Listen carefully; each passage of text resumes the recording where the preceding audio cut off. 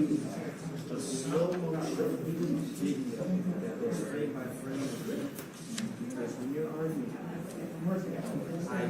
you can actually see when you're trying to pick up a case. I roll back into like this part of your brain to retrieve the data. Oh, it's happening. Yeah, it's like I feel like I'm reading. I feel like I'm reading. Yeah, like I feel like I'm reading that. I didn't know.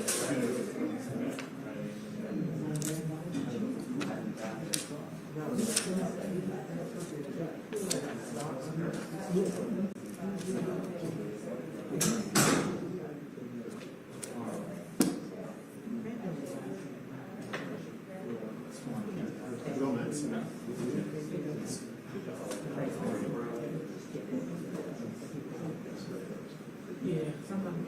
What he's going to do. He says he wants to you wouldn't make a determination. So how was that done? That he just said,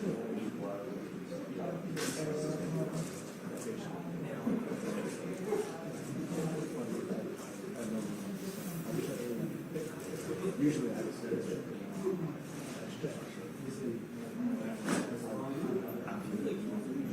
sorry, I'm Drew. I'm one of the groups for Ryan this summer, and I actually did a lot. I noted a little bit for this specific issue, but I just feel like there's an aspect of the indicted acts.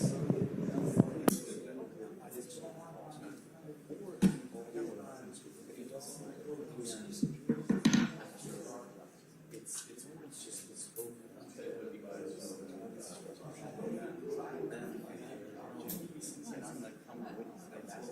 that's the lack of seriousness.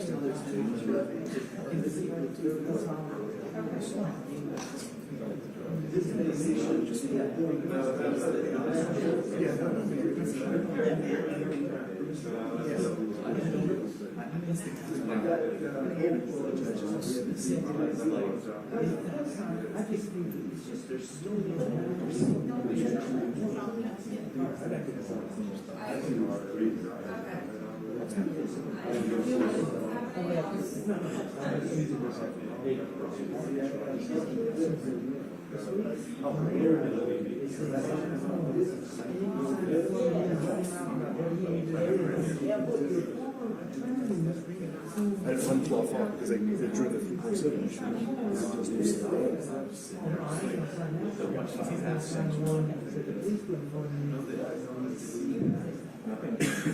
The song down all the stuff everyone. That's the assumption.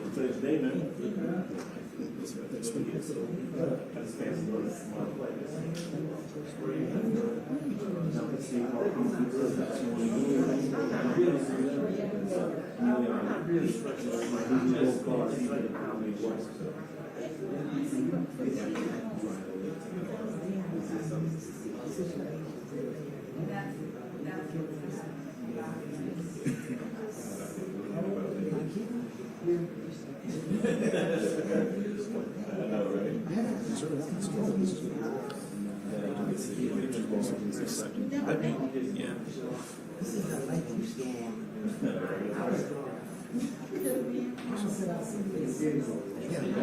Yeah, I think so.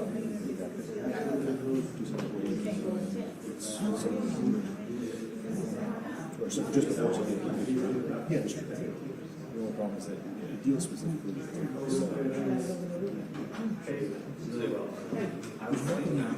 that's in missing when I was just indicted acts that are alleged.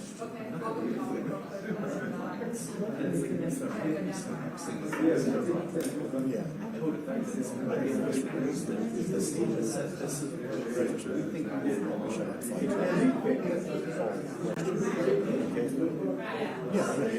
It's on the record. Well, certain court, so you said that you're testifying. Yeah, so you're done.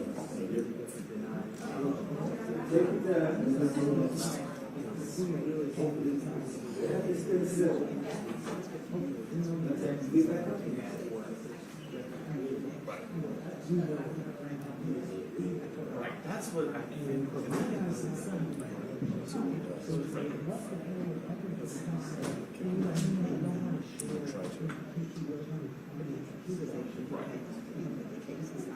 Right, that's the point. They really don't get any involvement with each other. It's like, it feels very.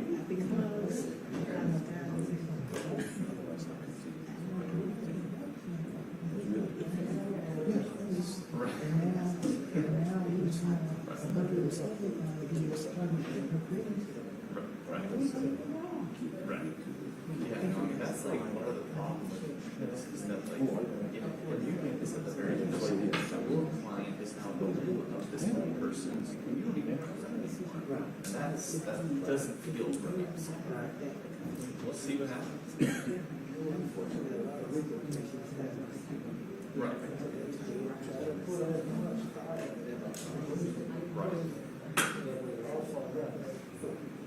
Right. Is that, but I was just like, I think it'd be the place that I was expecting. I didn't see what they did, but I said you had used my As a he knows that. And so they may force him to something. But like, even if that happens, I guess the point is that all the material adversity they even create has nothing to do with the prior representation. That's an important part of 1.7c is that the material adversity is based on the prior representation, which I think is what we're missing.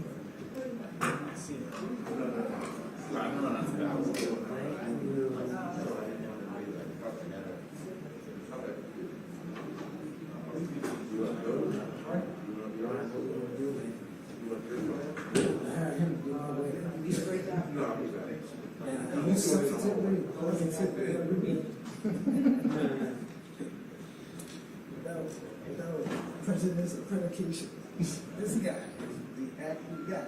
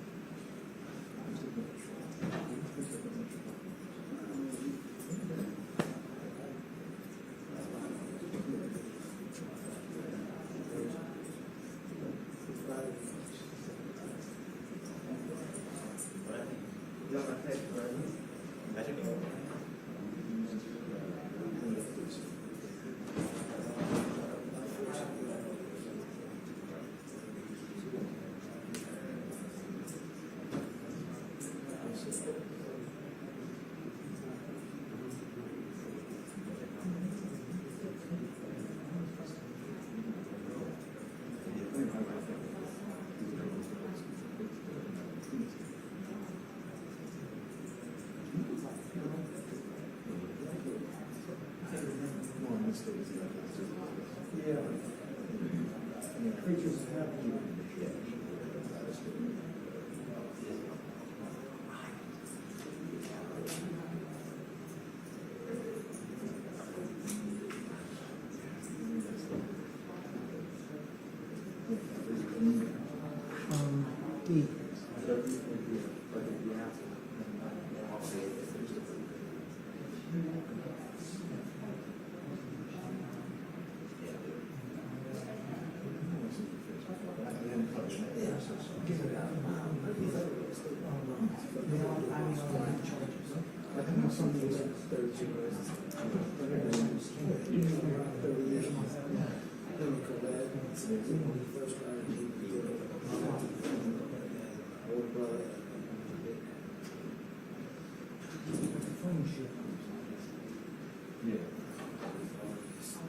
still cases like this.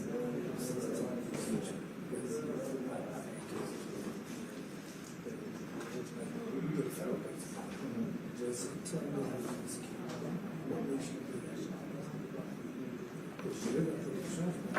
Yeah.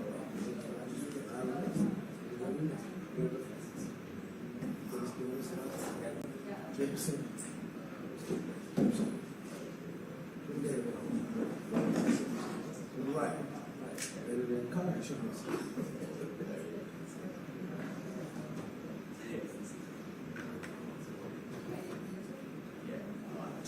that's what I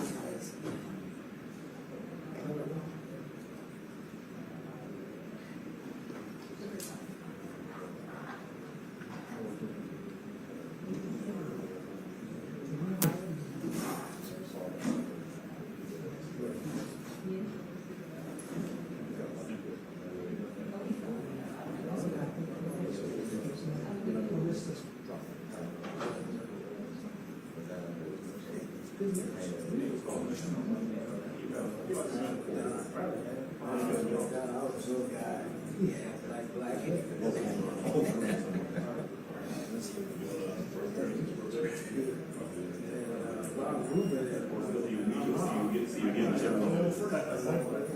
What's going on, man? How you doing?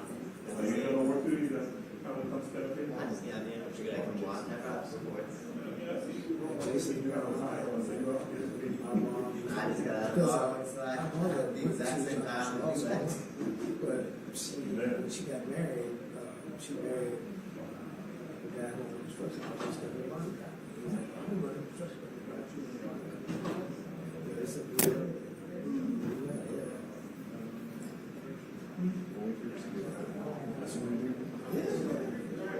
Try to take good risks. Good PIs like him. Absolutely. Absolutely.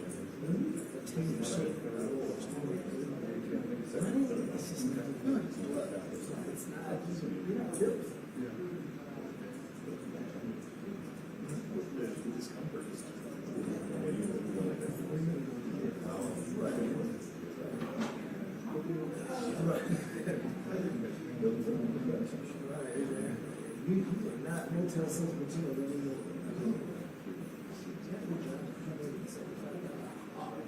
yeah, you don't go from that to the push.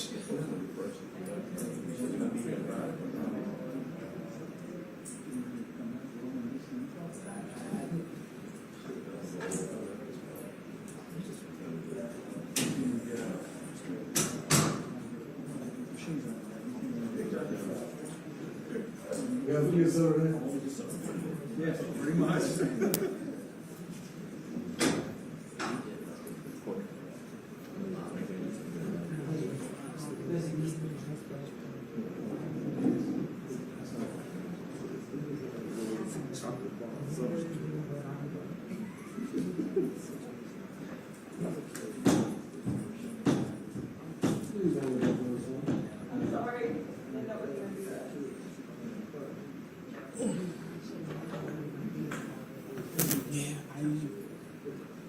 You guys want to take a seat for me?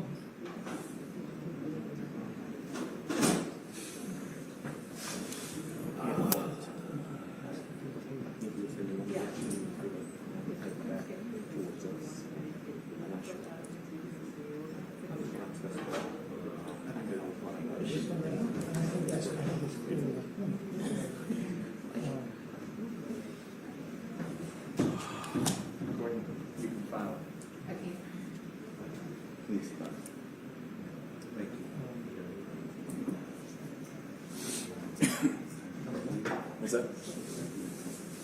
Me? Yeah. Ready to go, man, let's do it. Jeff seems to come in. He might not be there.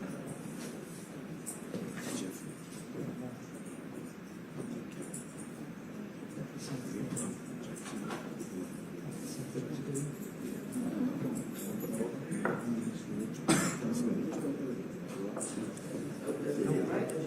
See what he was overlooking. I see Kevin's don't be able to let Kevin in here. Is it in here? everything looked like a fire. Okay. I saw something about him, though. I saw some of his name.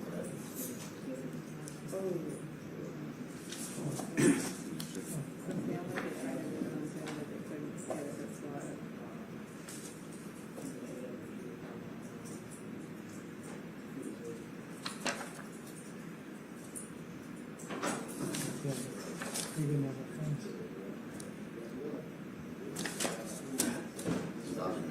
It's nice that they can have sidewalks in the place. Yeah, so that's a change, how it was weird.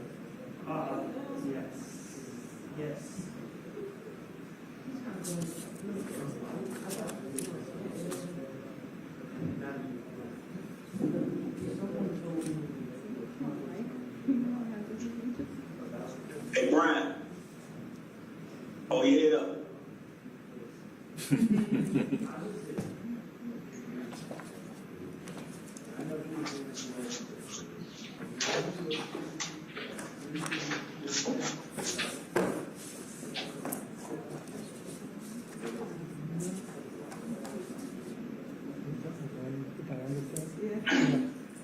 In his case, it's already been continued. I don't know why you stuck.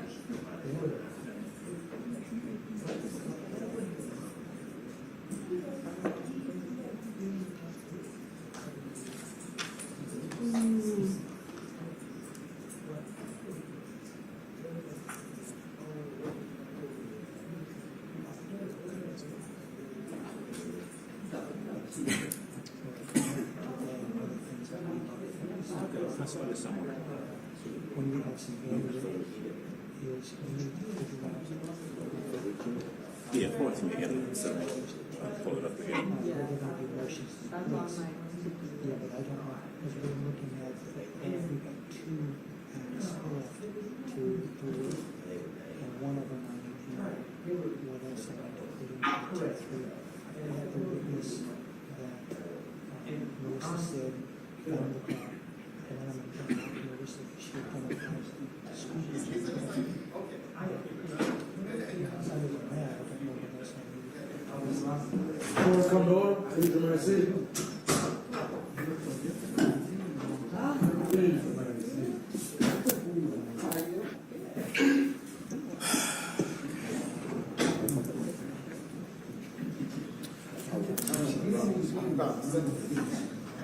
They need to take them out.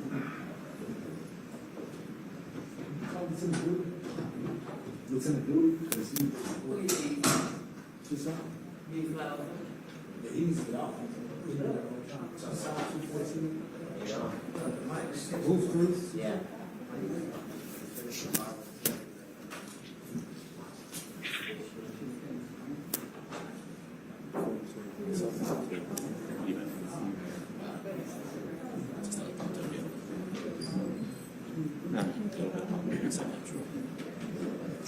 Yeah, I can see it.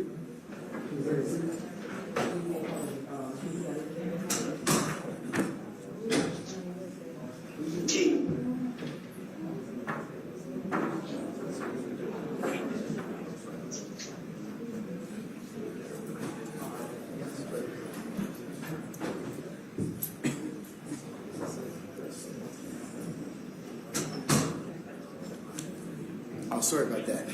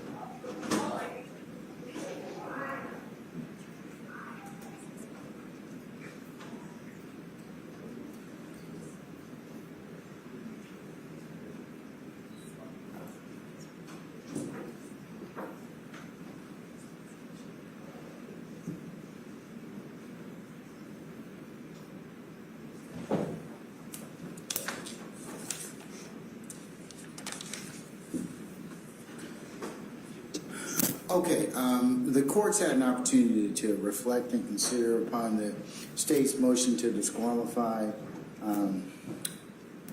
Mr. Steele, and then the state's motion for the court to inquire about conflict as it pertains to Mr. Sharp. At this point, while I do have, the court has some concerns about the potential conflict and believes that they would be, they're great.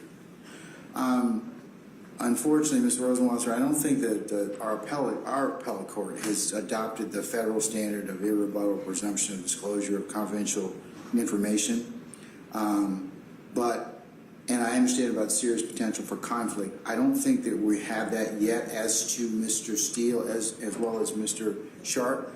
What I'm going to do is I'm going to deny the motions at this point. However, I'm putting all counsel on notice that there is a strong possibility that given discussions that may be had in the near future or that are beginning to be had at some point in time may require reevaluation. And I know that all of you are ethical counsel.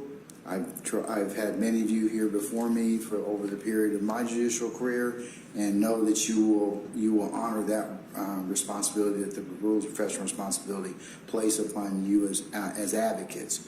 But what I would like to do in the interim, that I think that the state has raised under Taylor, and that is to actually do have a waiver proceeding where the court can inquire as to each particular individual and make sure that there are no potential, that they understand the waiver proceeding and just further satisfy all of us that there's no conflicts, and give all of them an opportunity to seek independent counsel to advise them on the waiver. So what I would like to do from all of you at this point in time is to just get, because I am going to have to figure, one, your schedules in terms of booking this, because I am going to have to find some of these folks in the Department of Corrections, which I will ask the state for your assistance with. Mr. Chamberlain needs their DOC booking number and their location. So that I would like to do that. But circling back to my original decision, if I need to revisit that at any point in time, state, I'm sure you'll let me know that. And then also, like I said, I'll remind all counsels, if there's a issue of a conflict that arises given conversations or other preliminary proceedings, then please notify the court immediately so we can go ahead and I can reevaluate that particular issue. But at this point in time, the court's concern is under Lewis that it's speculative, but I do have some concerns. I have some really strong concerns given the fact that the number of people you're dealing with, 28, the equities that are involved, and even our Supreme Court indicates that the potential for divergent interest is great. And that's where I think we may have some issues in the future, but may have or potentially have is not really the standard in this particular situation. So that's why I'm going to deny the motions for at least as it pertains to Mr. Steele for disqualification. But I am going to, Mr. Shard, to the extent that it is necessary, go ahead and inquire about the waiver proceeding for both for Mr. Eppinger as well as for the other folks that are involved. So with that, any questions about the court's first ruling or first? No, sir. I'm not going to deal with bond quite yet. I'm not getting to that quite yet. I'm going to deal with that next, okay? Your All Honor. right. Yeah. Our question would be, is your ruling conditioned on everyone actually waiving? Because at this point, we don't even have a waiver written or otherwise from Eppinger. No, I'm going to require everyone to be present for or either via Zoom or that's how I'll probably handle it and make sure I get a waiver from everyone. So I'll revisit the issue of conflict after we do the waiver, okay? Thank All you, right? Your Honor. Yeah.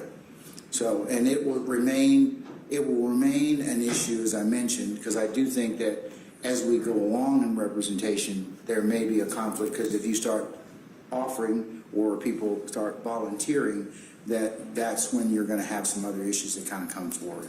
But not right now. All right, so that's that. Okay, so in terms of the waiver and who will need, folks,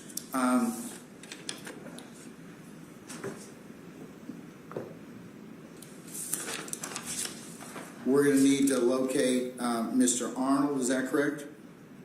Yes, Your Honor. Okay, Mr. Greer, Mr. Blaylock, Mr. Eppinger. Mr. Evans is number 4, Judge. So Okay, they just need to provide the actual EDC number, because he's already in DOC, and the way these act. okay. The other, is there anybody else that we need to inquire about a waiver? Do we want to do everything? That would probably make sense. Your Honor, those are the ones that we raised as related, but we think it would make sense to do one for everybody that Mr. Steele has represented. That is in this case. So, That he's mentioned, so Mr. Steele, I think there were a couple other yes, folks that we... Mr. Kendrick. Mr. Kendrick, is Kendrick? Yes, he was here this morning, I think. Okay, and then who else? Also Mr. Stillwell, who is obviously right. Okay, Stillwell, all right, okay. I think that is all of Mr. Steele's prior. Mr. Steele, is there anybody else I missed, sir? No, Your Honor. Okay, all right.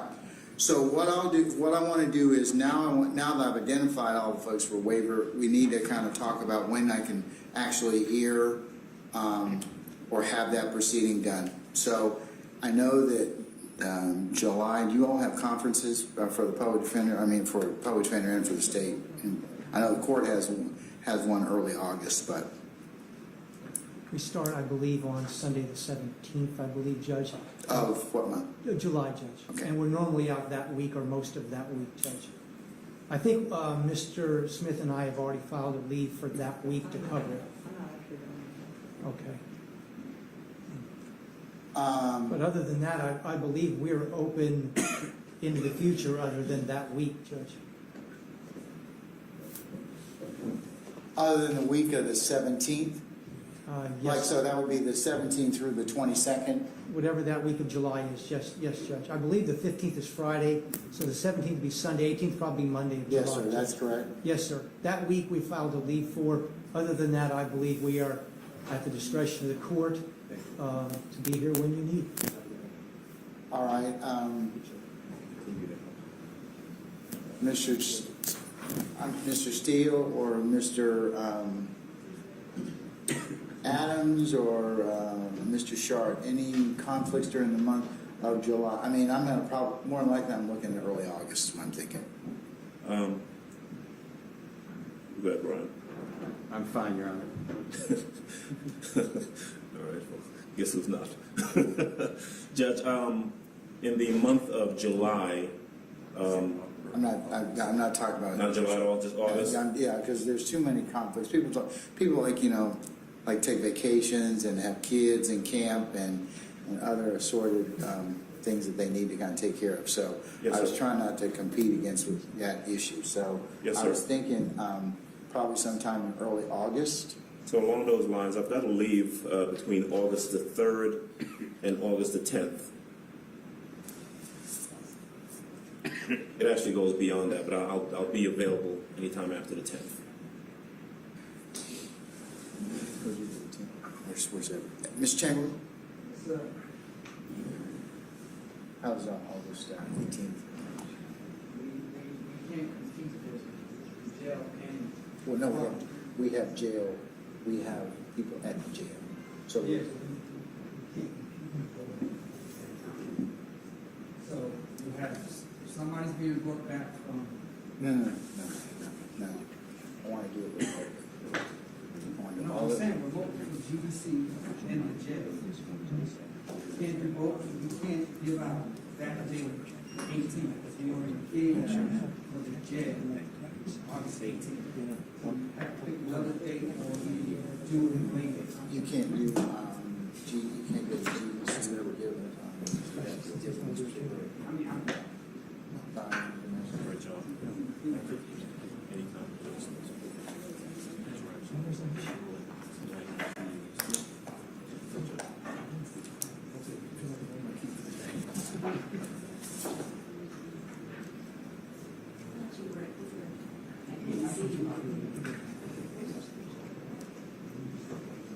Find out if that's available, because I don't want that. Folks, I'm going to defer on that issue just for a second. Mr. Chambers is going to make a call to Department of Corrections and see whether or not they will have that date. I'm looking right now, just for planning purposes, on the 18th of August. So if nobody has any conflicts for that time or for that date, I'll see if they are otherwise available, can make these folks that are in DOC custody available. So I'll circle back to you in that second, in that regard, just a minute. Let's move on at this point in time, since I resolved the issue of representation for the time being. Mr. Steele and Mr.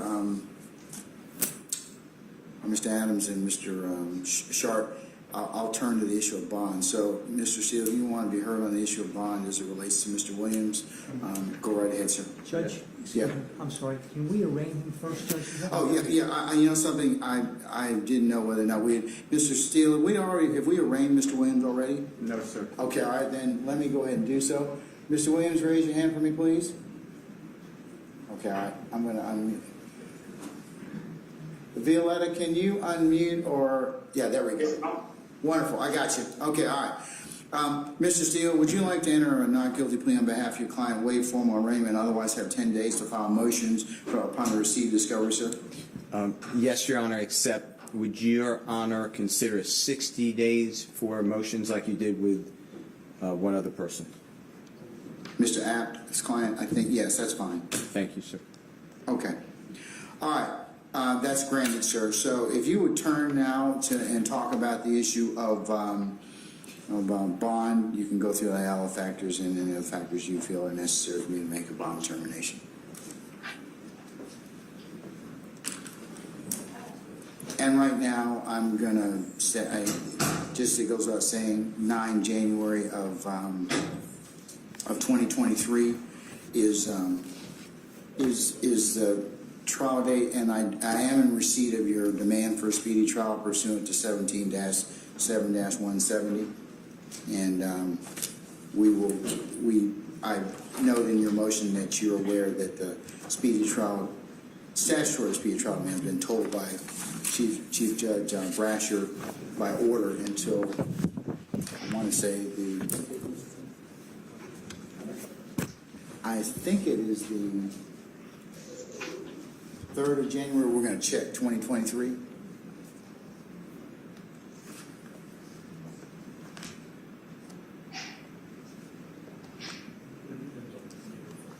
Oh, it ends on January 1st of 2023. So we'll keep that in mind in terms of scheduling. Okay. Of course. All right.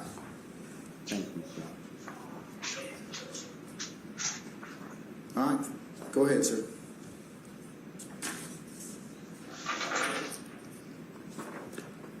I may just have one moment.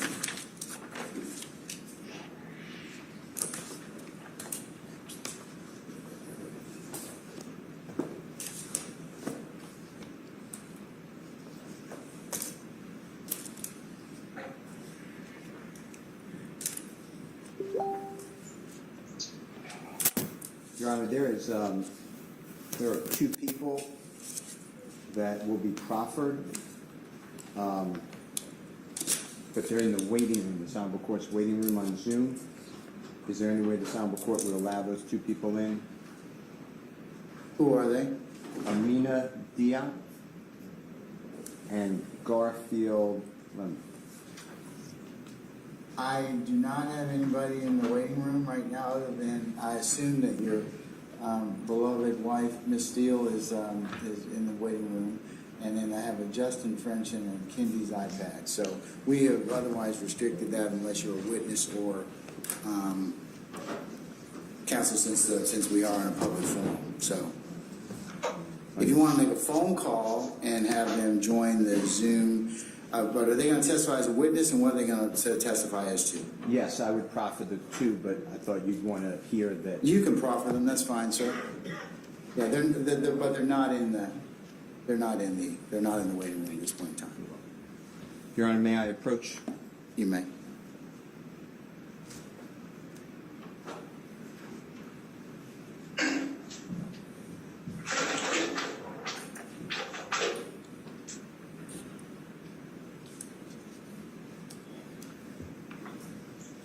May it please this honorable court, I wish to thank you for all the time that you give to everyone, always. Your Honor, on behalf of Mr. Jeffrey Williams, Mr. Adams and I respectfully request, along with the Honorable Avis Hornsby, bond to be set today. Your Honor, I gave a case law to this honorable court, as well as the prosecution, and Mr. Adams. Mr. Williams is aware of this case law, Your Honor. And the first case I gave this honorable court is Coward, C-O-W-A-R-D-S versus State. It's 266 Georgia, 191. It's a 1996 case. And on page 2 or 3 of the copy I've given this honorable court and the parties, the right-hand side, it's in Division 2.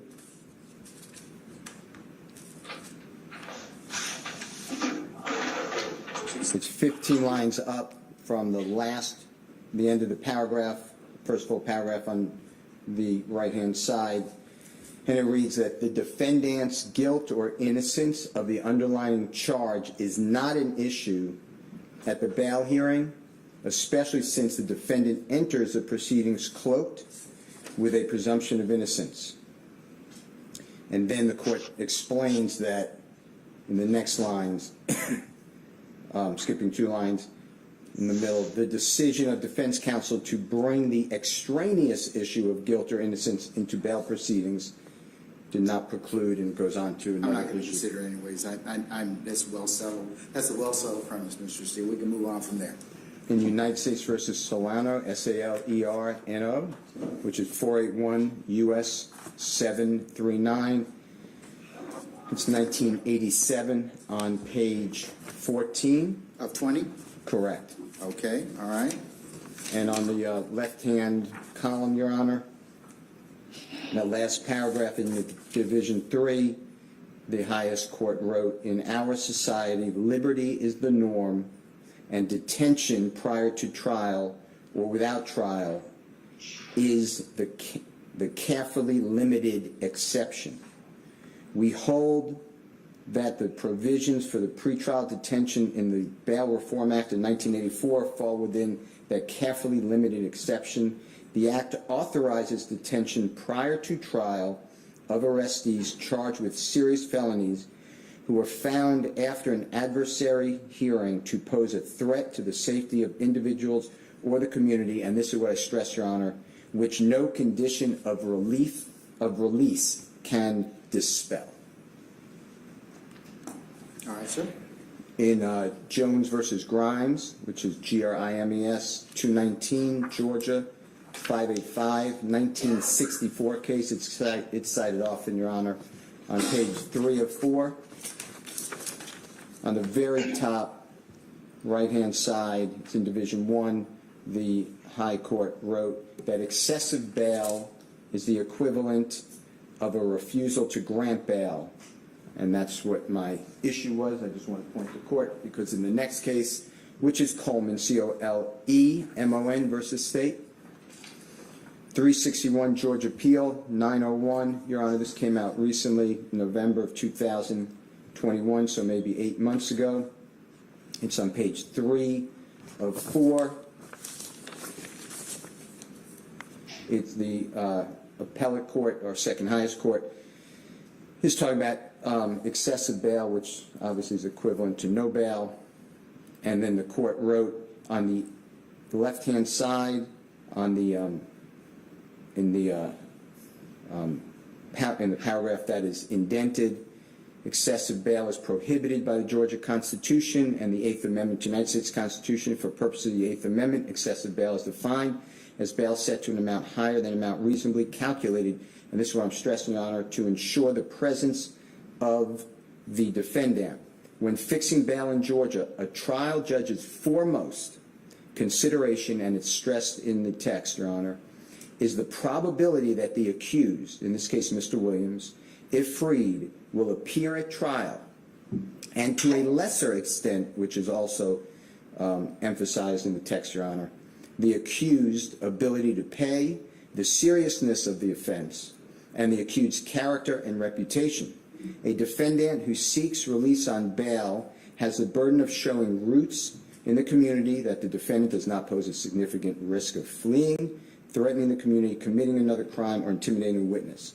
Your Honor, if you then look on the same page, on the right-hand side, the last paragraph, again, the court writes, and we're reminded, certainly we are not unmindful of the length of Coleman's pretrial detention and the presumption of his innocence.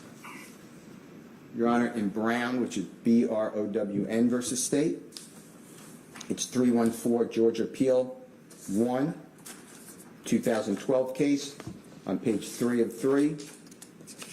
On the left-hand side, in the second full paragraph, the appellate court wrote, the General Assembly, which is our General Assembly, provided for the creation of programs of electronic pretrial release to, among other things, assist sheriffs in alleviating jail overcrowding by creating alternative methods of pretrial release and monitoring and home confinement.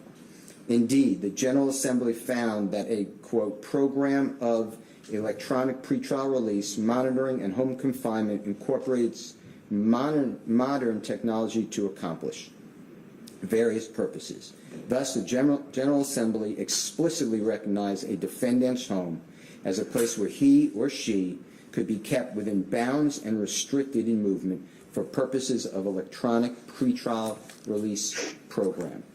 The next case, Your Honor, because we are going to ask for home confinement as an electronic monitoring. The next case is Ayala, which the court already noted, A-Y-A-L-A versus State 262 Georgia 704. Your Honor, on page 2 of 3 that I've given this honorable court and the parties, the very top left-hand side,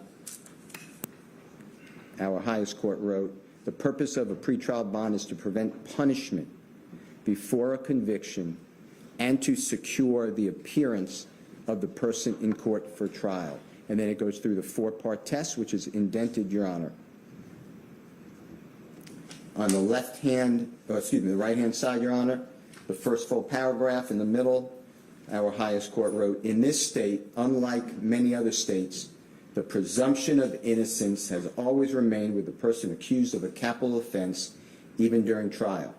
The most fundamental premise of our criminal justice system is that a person ought not to be punished for a criminal offense until the state demonstrates guilt beyond a reasonable doubt, unless the right to bail before trial is preserved.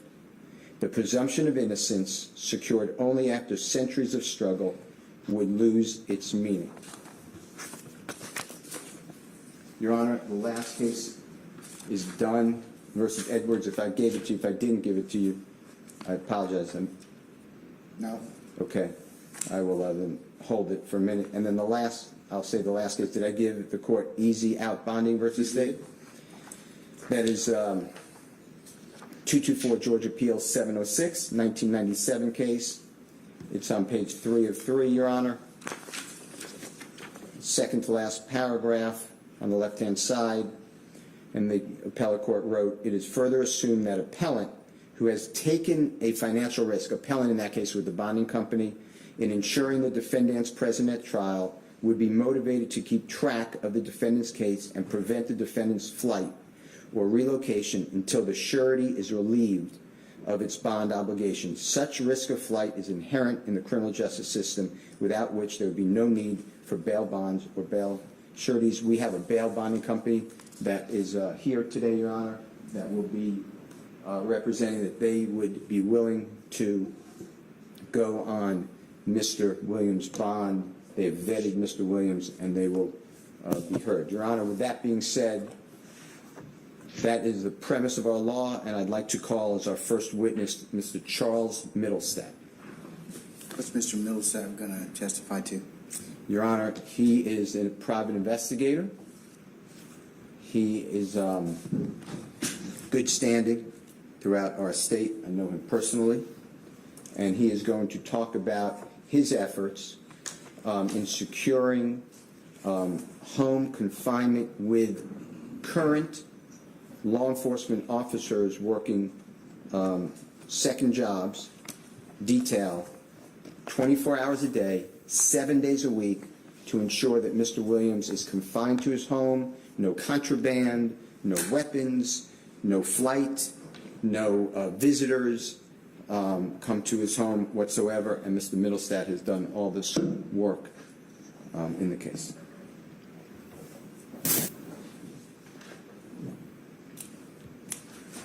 Okay. Swear to you, Mr. Middlestat, please. You need to stand up, sir. Stand up. Stand up, please. I'm sorry.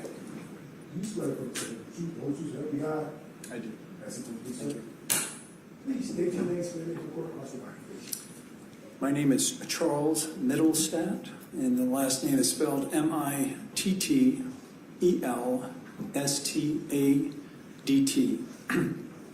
And my occupation is I'm a criminal defense investigator.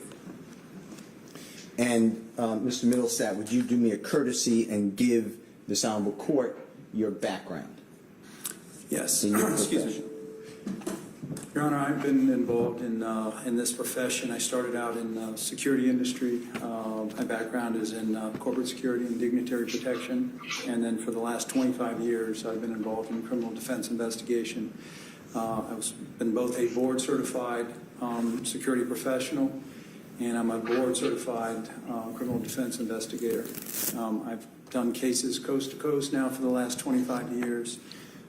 I've done hundreds of cases here in Fulton County. I have worked with the DA's office in assisting them on cases. I have helped represent members of the DA's office at the highest level, and worked with former DAs in private practice post career in their after they left the DA's office. So I've had extensive experience at this, and I've had the opportunity to be a part of similar sort of efforts that have been responsive to trying to address the concerns of the court as consideration with regard to bond. And Mr. Steele contacted me for that purpose to try to craft some solutions responsive to concerns that you might have, and to do some investigation into different circumstances that might be present with regard to some of the offerings that Mr. Steele is going to make today. Investigator Middlestat, would you tell this honorable court, first of all, do you have any relationship with Mr. Jeffrey Williams, who's on the Zoom? I do not. I have not met him at present. Okay. Tell this honorable court what specifically I asked you to do, and explain what you did, and take the court through every scenario of what we are proposing and through your work. Okay. When you contacted me, you asked me to get with Mr. Williams' representatives for purpose of having access to the various properties that are within his control. There are 4 such properties located within the metro Atlanta area. For purposes of evaluating the potential of these properties for home confinement purposes, and looking at them from the perspective of a security professional, and in terms of what the staffing requirements might be for each property, and the feasibility of creating a home confinement program. and what those staffing requirements might be for law enforcement, currently certified, post-certified, only law enforcement staffing with regard to a home confinement, essentially program that also would include ankle monitoring, 24-hour, 7-day-a-week,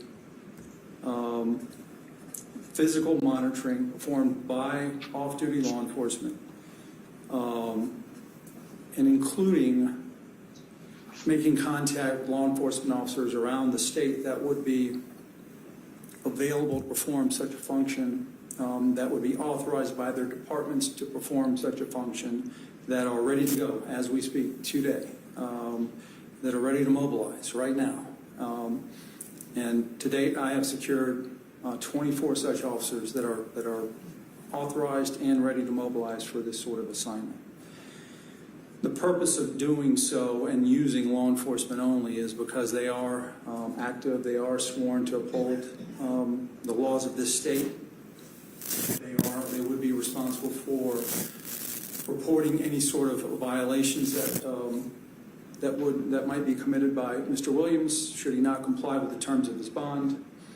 And so by utilizing active law enforcement only in lieu of utilizing private security or private investigators or anything lesser than a post-certified officer, we seek to provide comfort both to this court and to the state, responsive to the concerns that I've heard. Frankly, I sat through the first hearing a week ago, and I was relieved to hear that what we crafted is entirely responsive to the concerns that I've heard from this court, which really revolve around the issue of witness tampering and any other concerns that could arise from communications that might occur.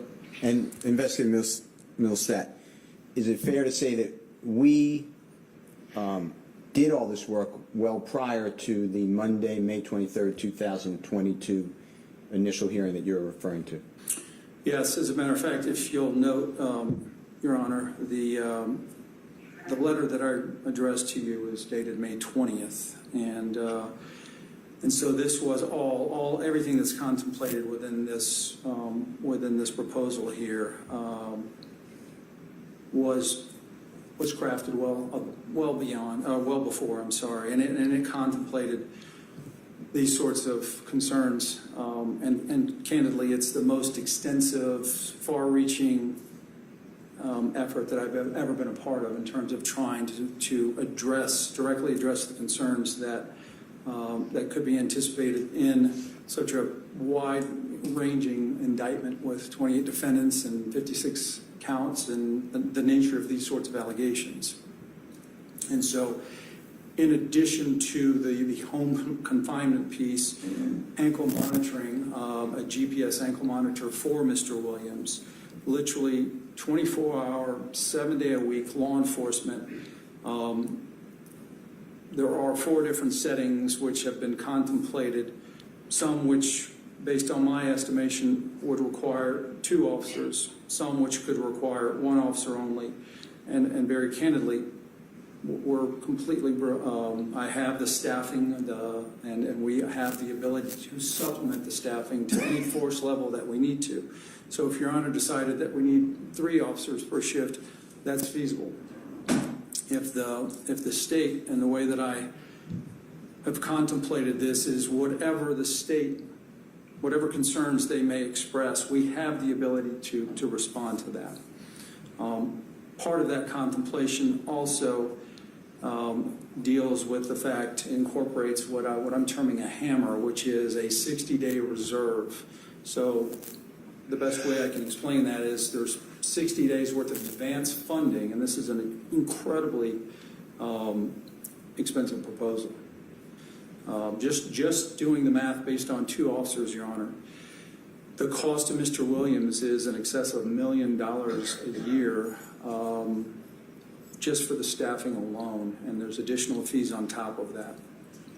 That math is based on 2 officers per shift times 3 shifts at a negotiated rate of $60 an hour. That is what law enforcement is requiring to undertake this sort of off-duty assignment. And this is money that he'll never get back. This isn't like a bond. This is money he'll never get back. It's a tremendous amount of skin in the game. But in addition to that, there is a 60-day workforce reserve incorporated. So if he were to violate for any reason, that 60-day reserve would be dispersed amongst the officers that are working that assignment. And so it almost gives them an incentive to violate him in a sense. Beyond that, this plan also ensures that whatever restrictions the court puts in place with regard to limiting and restricting and controlling visitor access or any sorts of devices or any materials that you would not want within that environment, that law enforcement, not me, not the defense team in any way, but the law enforcement officers that are assigned to this responsibility are empowered to actually control everything that comes in and out of that environment. So if somebody comes to my house and has a burner phone, or are they going to be searched or whatever before they come in? Or? Yes, sir. Absolutely, Your Honor. What's contemplated is the moment that you approve this bond, that prior to Mr. Williams occupying it, is that a complete search will be conducted of that, whichever property you deem, whichever property you assign. It will undergo a complete search. That can include canine drug dogs. We'll do whatever it takes to satisfy Your Honor. And we will search that and we will bless that environment, and from that second forth, law enforcement will be put in place and nothing will come in and out of there. And I think that's very, very significant, because what we've heard, and I have heard, throughout these proceedings, is almost sort of an admission by the state at its, frankly, inability to do so in a detention center. I mean, we've heard the state talk about the fact that, in fact, it's even in the indictment, there are charges relating to the possession of communications devices by incarcerated persons. We've heard about drones being flown in or attempts to drop phones in. And we all know that the fact of the matter is, in spite of all the best intentions of the good men and women of Fulton County Sheriff's Department or the Cobb County Sheriff's Office, or frankly any detention center around this country, is that contraband gets in, whether it's in the form of phones or it's drugs or any other sort of contraband. It's just a fact of the matter is detention centers are just wholly unsuccessful in keeping that out. It mostly does not come through visitors. It mostly comes by the jailers themselves. And we've also heard testimony and proffers by the state about the fact that there are other ways to beat communications if we're talking about threats being called in or any sorts of orders being called in, through code sharing and other means of making that happen. If the real concern is, in this case, accepting the state's concerns at their face value, is to basically freeze Mr. Williams out, eliminate his ability to communicate, eliminate his ability to present a threat to anybody. This is the only plan that's going to be responsive to that. The state has demonstrated, or not the state, the law enforcement, unfortunately, based on its, again, in spite of its best intentions, has demonstrated an inability to do any of that. Free, 1 second. Mr. Steele, do you have that letter that you included in your materials from last time?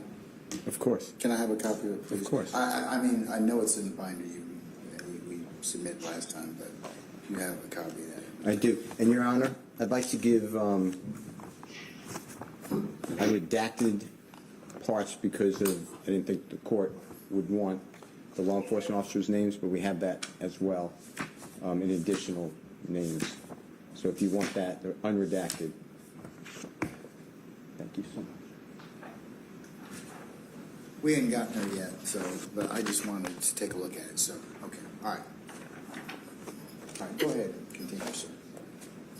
In addition to that, we also make provisions for closed-circuit television monitoring. There are a couple of these properties that already have fairly extensive surveillance systems in place, and we'd be happy to turn over control of those systems, access to those systems to whoever the court deems fit, whether that's even the state or the Fulton County Sheriff's Office or anybody for that matter, whoever you've seen fit or wherever that comfort level may arise. And we also are willing and capable of adding additional cameras to increase the monitoring. Mr. Millsap, may I ask you a question? Certainly. About the video surveillance, outside the home and inside the home? Both inside and outside. And if, let's say, this honorable court set bond, but with all these requirements, and wanted the opportunity to have certain designated people, whether the sheriff, prosecution, and the honorable court itself, to have access to the to see for themselves live video or the past video, would that be able to be done? Absolutely. Thank you. I apologize.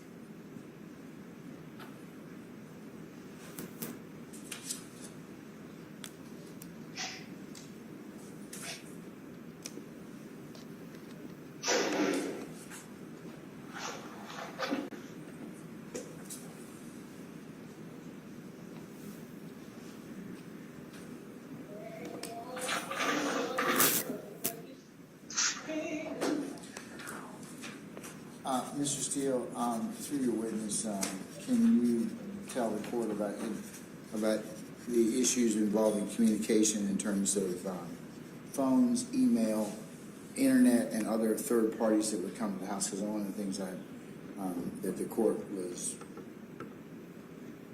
made aware of was the potential to engage in his trade or occupation while he's pending trial.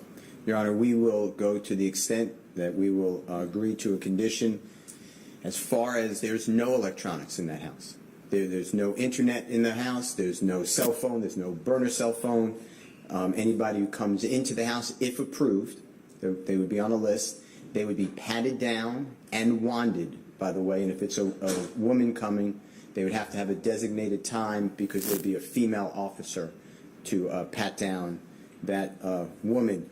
As far as work for Mr. Williams, we contemplated, if the court permits, building a studio in his home, wherever of these 4 homes, if the court ratifies and approves, and those people would, of course, be searched, and then all that equipment would leave, and there would be a search of the house as well, or the apartment as well. So we thought about it, Your Honor, and Mr. Williams is aware. I've spoken with him personally about it. As opposed to the way he's living now, he would live without, he would go back to the time I was young, and there'd be no electronics whatsoever.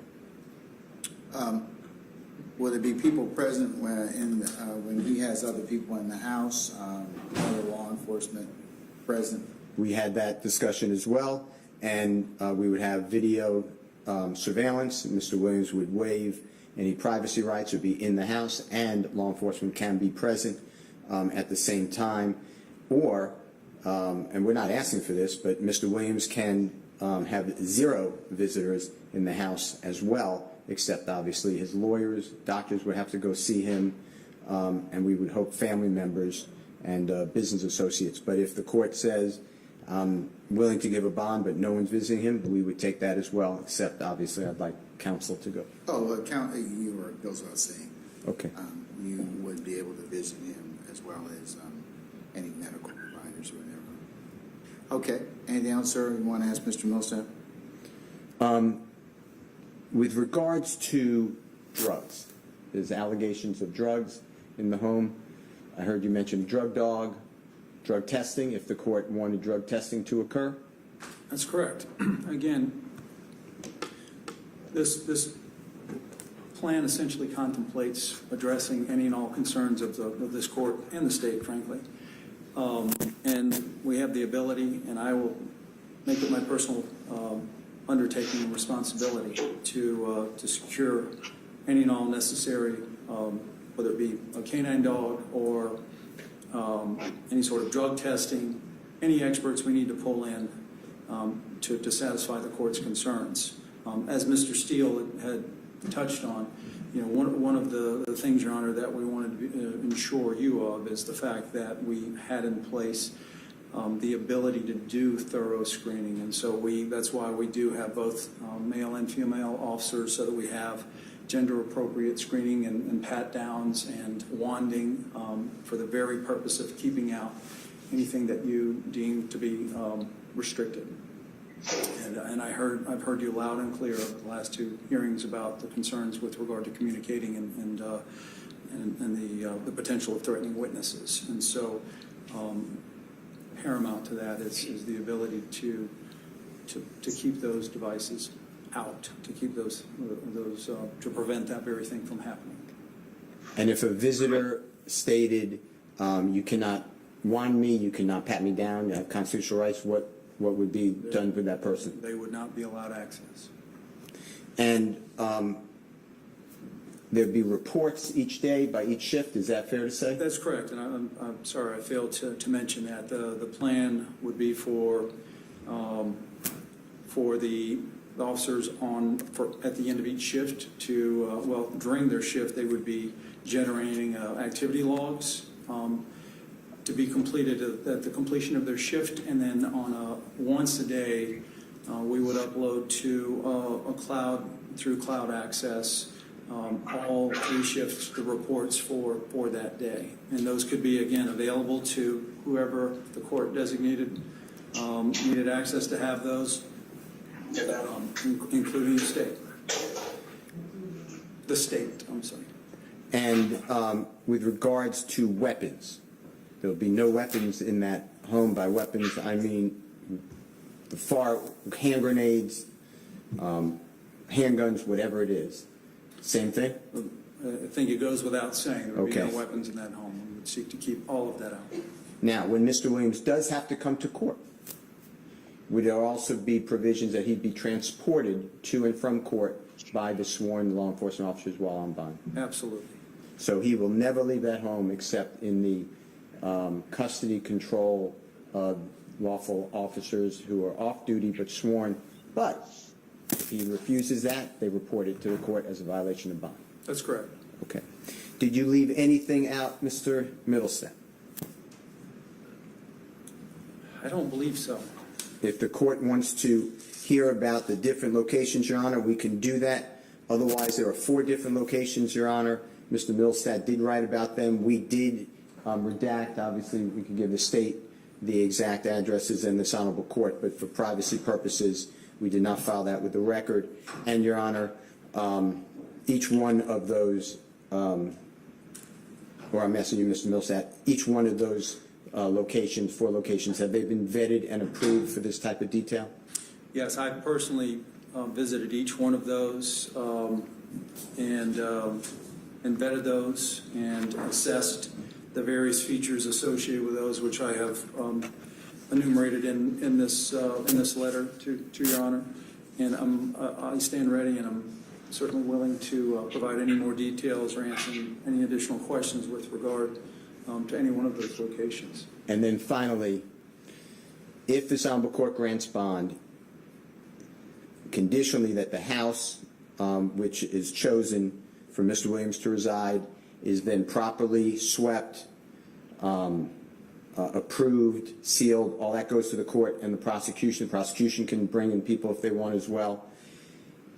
You would have a sworn law enforcement officer meet Mr. Williams outside of the release area of the jail at the Sally Port. Is that your understanding? That is my understanding. So it's not like Mr. Williams gets in a car with one of his family members. He would be right from the sheriff of Fulton County into the hands. That's correct. He's essentially remaining in custody, but remanded to the confinement of his home. Okay. Now, with an ankle monitor, since I gave this honorable court the option, or suggested, I don't give the Honorable Court anything, but suggested that if the Honorable Court was troubled, electronics would be removed. It's not my first choice, but if that happened, the ankle monitor. To your knowledge, can an ankle monitor work without there being electronics in the home?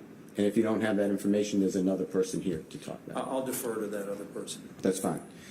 I want to thank you. Is there anything else that I've neglected to ask you that's important to this Honorable Court? I don't believe so. Okay, and the off-duty police officers, right now, they have been given approval for this type of detail? They have, and I have been reassured of that. And as late as this morning, once again, I have reconfirmed that all 24 officers are still good to go. And if there is a visitation list that has been approved by this Honorable Court, those visitors' lists would obviously go to each detail. Is that fair to say? Correct. Okay. I don't have any other questions for Mr. Millsap. Thank you so much, Your Honor. Cross, Mr. Geary. Okay, all right. Sure, you can stand out. Thank you. Thank you. Your Honor, we would call Mr. Jamil Mitchell, which is Jamil. Mitchell is Mitchell. Where's Mr. Mitchell? Is he? He should be right here, Your Honor, coming to your court. All right, Mr. Mitchell, if you would please approach the witness stand. Once you get there, if you'd be so kind to turn and face Deputy Talk and be sworn as a witness, please. Please sit down.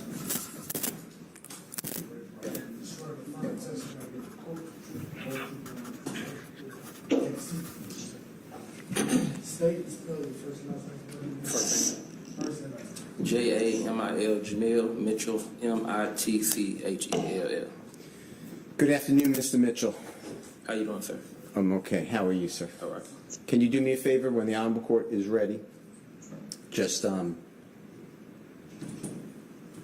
where were you born and raised? But let's wait for the Honorable Court. Where were you born and raised, sir? I was born in Jersey City, New Jersey, but I've been in Atlanta since I was 4 years old. Okay. And when you speak, just address the court.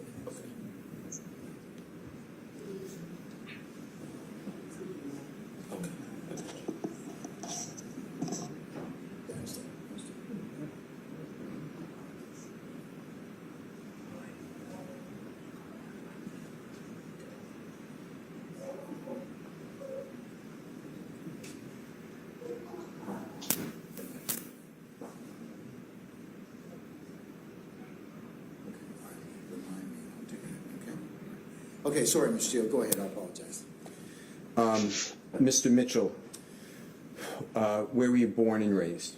Jersey City, New Jersey, but I've been in Atlanta since I was 4 years old. And where in Atlanta area have you been since 4 years old? I reside from Cleveland Avenue. Okay. What's your educational background?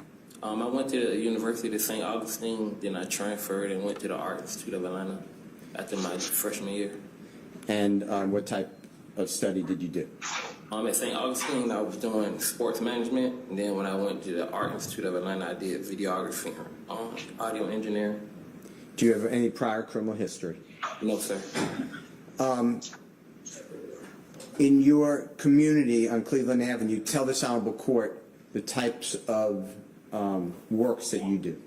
I actually own a non-profit organization where, like, we have football players and cheerleaders, so we trying to push kids into sports, you know what I'm saying? Trying to get them to do something positive instead of just being around, just running around, doing nothing.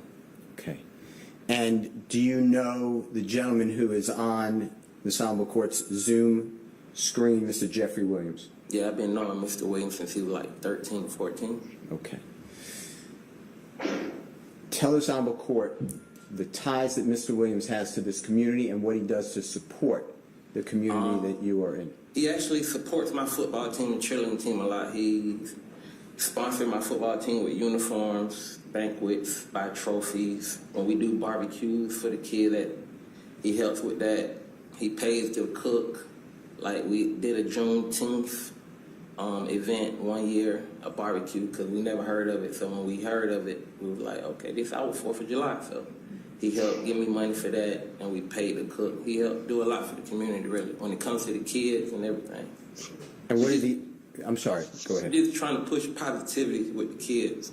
And does Mr. Williams speak with the next generation of children to do positive things with their life? Yes, sir. I have him plenty of times where we FaceTimed each other. Cause, you know, he moves around a lot. He's an international star, so he FaceTime. I put the kids on FaceTime with him. They be excited. They shocked. They be like, "Oh, you really know him?" I'm like, "Yeah, this is my friend." Like, he'll come to the banquet if he get a chance, or come to a game. And does he also come to the area in Cleveland Avenue? Yeah, he came there, passed out shoes a couple times, do community barbecues, feed the homeless. One year he came, gave out like 90 pair of shoes to the homeless and to the kids out there. Like, he do stuff for the community a lot. How old are the children in the football program? My crew go from 5 to 13. The 13 is the cheerleaders, but from football it's 5 to 12. And are there girls playing or a girl playing football as well? I had a girl last year, yeah. I had a girl play football last year. And what's the name of the organization? Cleveland Avenue 49th Youth Organization, Development Organization. Does Mr. Williams support that organization through the children as well as breast cancer? Yes, he actually, I told him my grandmother passed away from breast cancer right when COVID hit. And he sponsored my football team with breast cancer uniforms. And on the uniform, you'll see his record label logo, because whoever sponsored, we put the logo on there to try to show support. And what's that logo? His label, Young Stoner Life Records. Okay. YSL? Yes, sir.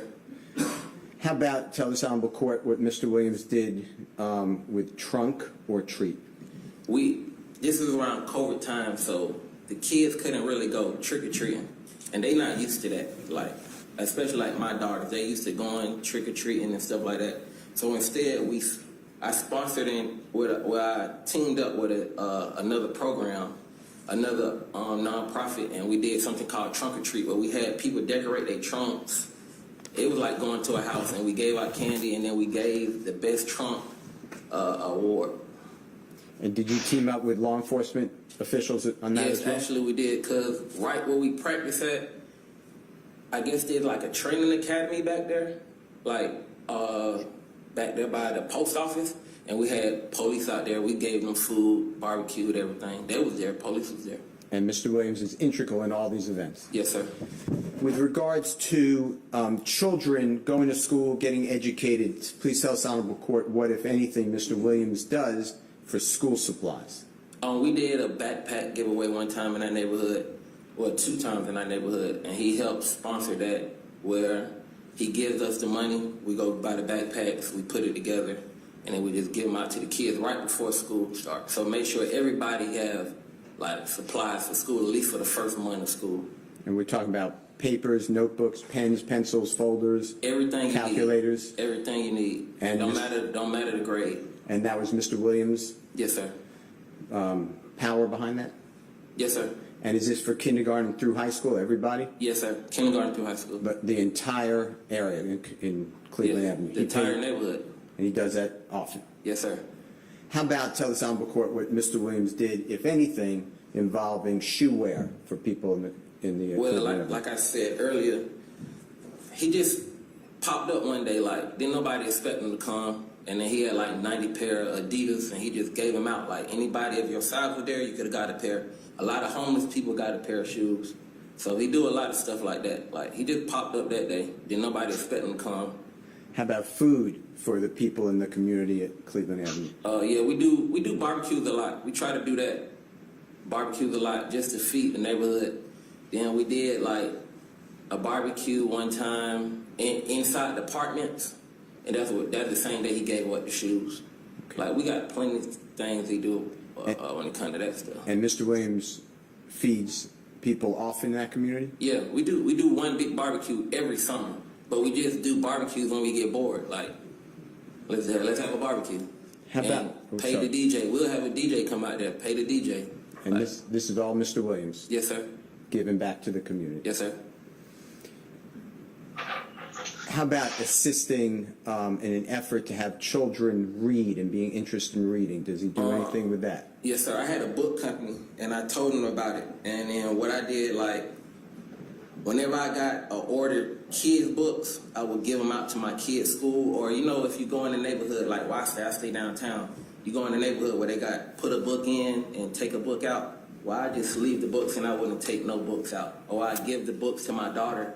And I think she was in like the 6th grade when we started doing that. And I was just like, you take some and give some to your friends or your teachers. And he helped sponsor that because during COVID, when my company was having a bad time, I told him, like, man, I'm having a bad time.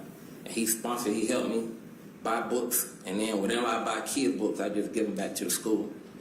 How about Mr. Williams actually speaking to people in the area? Does he do that? Yeah, all the time. He's a motivator. Everybody know that. Like, without Jeffrey Williams, I'm going to keep it real. Without Jeffrey Williams in the neighborhood, I don't know if y'all ever been to Cleveland Avenue, but without him, the neighborhood would be terrible. Like, you got to think about all the people he helped motivate. Before rapping, it wasn't nothing else to do. He helped motivate people to rap, and I seen other people from my neighborhood get deals and become stars and do what they had to do. See what I'm saying? So to me, and I know to a lot of other people, he's a motivator to us. You know what I'm saying? Because before that, didn't nobody motivate us. We either were playing sports or running around. Did you ever hear Mr. Williams talk to the people in the community, the vast number of people in the community, about staying in school? All the time. He tell you that all the time. He got that. He tell people that all the time. And what does he tell them? Stay in school. That's the best way to do. What else you gonna do? Become a lawyer. Become, you know what I'm saying? Get into sports. Become a rapper, entertainer. Be a manager like me. I'm a music manager. Like, he motivated me to do that. You ever hear Mr. Williams say something to the effect of be a thinker, not a criminal? Most definitely. And he tells that to the children? Yes. And the parents? Yes, sir. And it doesn't have to be hopelessness? No, sir. Is that true? Yes, sir. Okay. How about, you know anything about Mr. Williams paying for the bond of strangers for the Fulton County Jail just because they couldn't afford their bond? Yeah, I was actually there in the meeting when they was talking about it. They were like, we're gonna pay for bond for people with bonds who can't afford bond. I was like, bro, that's cool. Like, nobody does that. Like, you gotta think, Atlanta been the hub for music for what, the last 20 years?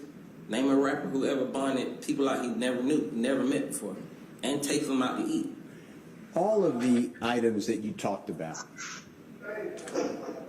does Mr. Williams want any credit for that? Does he ever say, hey, put my name on this, tell people I'm doing it? No, not at all. He's not that type of person. He don't want that type, like, he don't care about that. Like, he don't care about the credit. He sit back and watch it, and I watch him, because I don't know how other people, but I watch him, I see him, I'm like, yeah, he happy. Like, he did something for the community. Because nobody did that for us coming up. See what I'm saying? And he doesn't publicize it to your knowledge, he just does it? He just does it, for sure. He might just call you and be like, hey, let's barbecue. Call everybody, tell everybody come, everybody there, everybody eat. Don't nobody go hungry at all. Your Honor, if the court would allow my co-worker, I'm honored to work with Ms. Courtney Edwards, Courtney C-O-R-T, anyway, to get on your Zoom link. She's in your courtroom, but she cannot access it. I'd like to, with the court's permission, show the court photographs and the prosecution for Mr. Mitchell to explain. Where are they, sir? Oh, it's in Colette's. It's in my wife's name, Your Honor. So you want me to admit your wife so that she can show me these pictures? Yes, but it will be an alias because it's Courtney Edwards who's actually must be on that device. I see your better half on here, but I don't see Much better. I agree with the court. But I don't see Miss Edwards. Right. She said that she's using my device that is in my wife's name, I assume. All right, okay.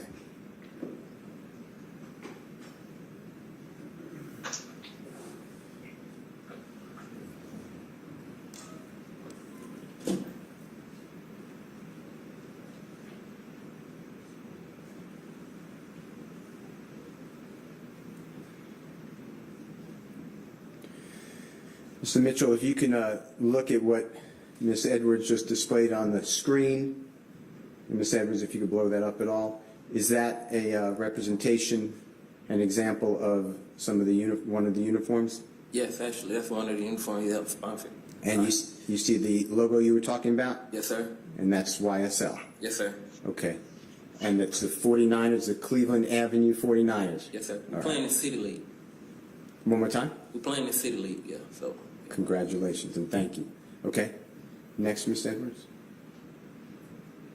Do you recognize, can you blow it up, Miss Edwards? Do you recognize what this is? That's our trunk or treat the year we had. And that's what you explained? Yes, sir. And that's behind Mr. Williams. I know he's not named on there, but that was his. Yeah, that was him doing that. Yes, sir. Okay. And that was all for the children, Yes, sir. so they could have Halloween. Is that true? Yes, sir. Okay. Next, please. That was a Juneteenth barbecue. And Mr. Williams, again, without taking any credit, he's the one who was behind that. Yeah, he helped sponsor the food, helped pay for the cook, everything. And you called it our 4th of July. Yes, sir. And this was just brand new information. People Yeah, in that that was area. something we never knew about. So when we heard it, we came. It was the idea. And Mr. Williams wanted people to be educated? Yes, sir. Okay, thank you. Next, please. What is That's the football team right there. And all those uniforms, all the Gatorades, all the equipment? Yes, sir. Who pays for all that? He paid for the uniform. This year we was doing the equipment and everything. Perfect. Okay. Next one. Yes, you can see the logo more often. You can see me out there coaching. Okay. Next one, please. There was the cook. This one we went to buy the food for the Juneteenth event. And that's the cook who's going to buy all the supplies? Yes, sir. And Mr. Williams is backing all this? Yes, sir. Okay. Next one, please. This was the event. I don't know if y'all want to play the video. With the court's permission, Ms. Edward, can you play it for a moment? Is that okay, You Your can Honor? see kids out there running around. Everybody having a good time. They tore down the volley. And this is just Mr. Williams just coming? And Yeah, we didn't even know he was coming. He just came, and then everybody came out. Once they heard he was there, he gave out shoes. Trial bond? Yes, sir. Okay. On your oath, knowing Mr. Williams the way you have since he was 13 years of age, do you have any evidence or belief that if granted bond by the Honorable Court, Mr. Williams would flee the jurisdiction of the court? What that means is he would not come back to court. No, he most definitely coming to court. Do you know if Mr. Williams has family in this area? And what you mean, in Atlanta? Yes. I know his whole family. Yeah, so he's never leaving his family. His whole family's here? Yeah, I know his whole family. Same on your oath, any evidence or any belief, any speculation that if granted bond, Mr. Williams would obstruct justice? No, he wouldn't obstruct bribe justice. a juror? No, never. Intimidate a witness? Never. If granted bond, do you have any evidence that Mr. Williams would be a risk to commit a crime while out on bond? Never. And if granted bond, do you have any evidence that Mr. Williams would be a danger to any person in the community or any property in the community? Never. He's a motivator to our community. So I can't see him hurting nobody. When you say a motivator, does Mr. Williams actually talk to people in the community about being lawful? All the time. We can get, if y'all want, we can bring hundreds of people in here from the community, and they can tell you one by one, he motivate them. Like, if you got I got a buddy who cut grass. If you cut grass, he'll help buy you more equipment to cut grass. Like, this is what you want to do? Okay, do it, and do it 100%. He got to think. He stayed down with music, and we seen him go to the top and say the same thing. Stay down. You can have 3-4 lawnmowers. You can be hiring people. Like, that's how I look at him. I know, and a lot of people look at him like that, as a motivator.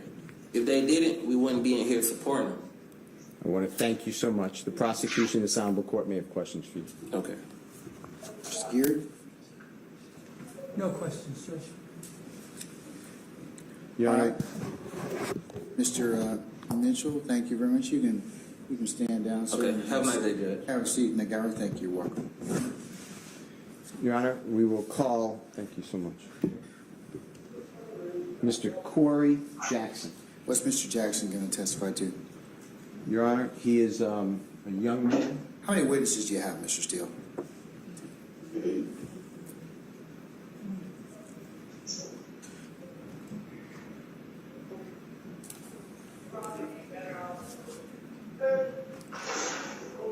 Six, Your Honor. Okay, and what's the next witness going to testify to? Your Honor, he's a young man. He's just turned 15 years of age. He met Mr. Williams when he was 8 years of age. He was selling CDs in the Perimeter Mall. Mr. Williams, he was in poverty. He's from Jackson, Mississippi. His family's here as well in your courtroom. Mr. Williams explained to him that... Hang tight. Mr. Steele, if it is your goal to establish that Mr. Williams has significant ties in the community, I believe that you've established that to the court's satisfaction. Not that I don't want to hear your witnesses, but it's cumulative at this point in time. I mean, if that's the purpose of these next witnesses, unless they go to some other bond factor, you know, I'm kind of really at this point in time, I'm not really interested in hearing from him at this point. Well, he goes to more to a different factor, Your Honor. And what is that? Danger to the community, which is what I thought the state is arguing. Okay, all right. If he's going to danger the community, all right. Come on up, young man. Please approach the witness stand. Once you get there, if you'd be so kind and turn face Deputy Talton to be sworn as a witness. Hold it, stand up before you. Okay, go ahead. You raise your right hand. You swear in front of the testimony I give the whole truth, the whole truth, and nothing but the truth, so Yes, sir. you can take a seat. State and spell your first and last name. Corey Jackson, COREYJACKSON. Good afternoon, Mr. Jackson. Thank you. Good afternoon to you. It's up to the court, and it's also up to you if you want to take off your mask with the Honorable Court's permission. If you want to keep it on, you absolutely keep it on. Okay. Your choice, young man. I'd like to take it off then. Mr. Jackson, introduce yourself to the court. Tell the court what you do. Well, I'm Corey Jackson. I'm a recording artist, motivational speaker, and actor. And are you in school?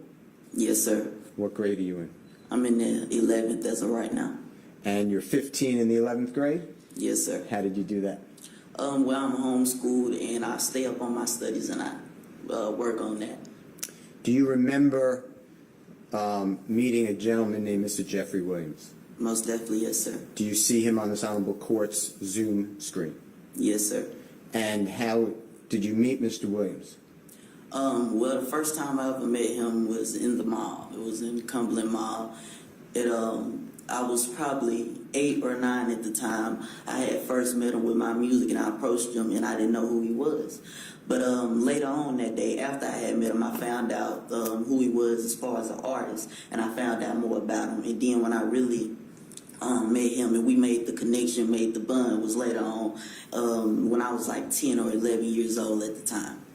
And were you in, I know it's personal, but were you in poverty at that time, if you know what I'm talking about? Yes, sir. I understand what you mean. And where were you living at that time? Well, I'm from Jackson, Mississippi originally, so down there it's called Cromwell Street, Shady Oaks, Christian Brotherhood. And is your father in the courtroom? Yes, sir. And other family members? Yes, sir. Okay.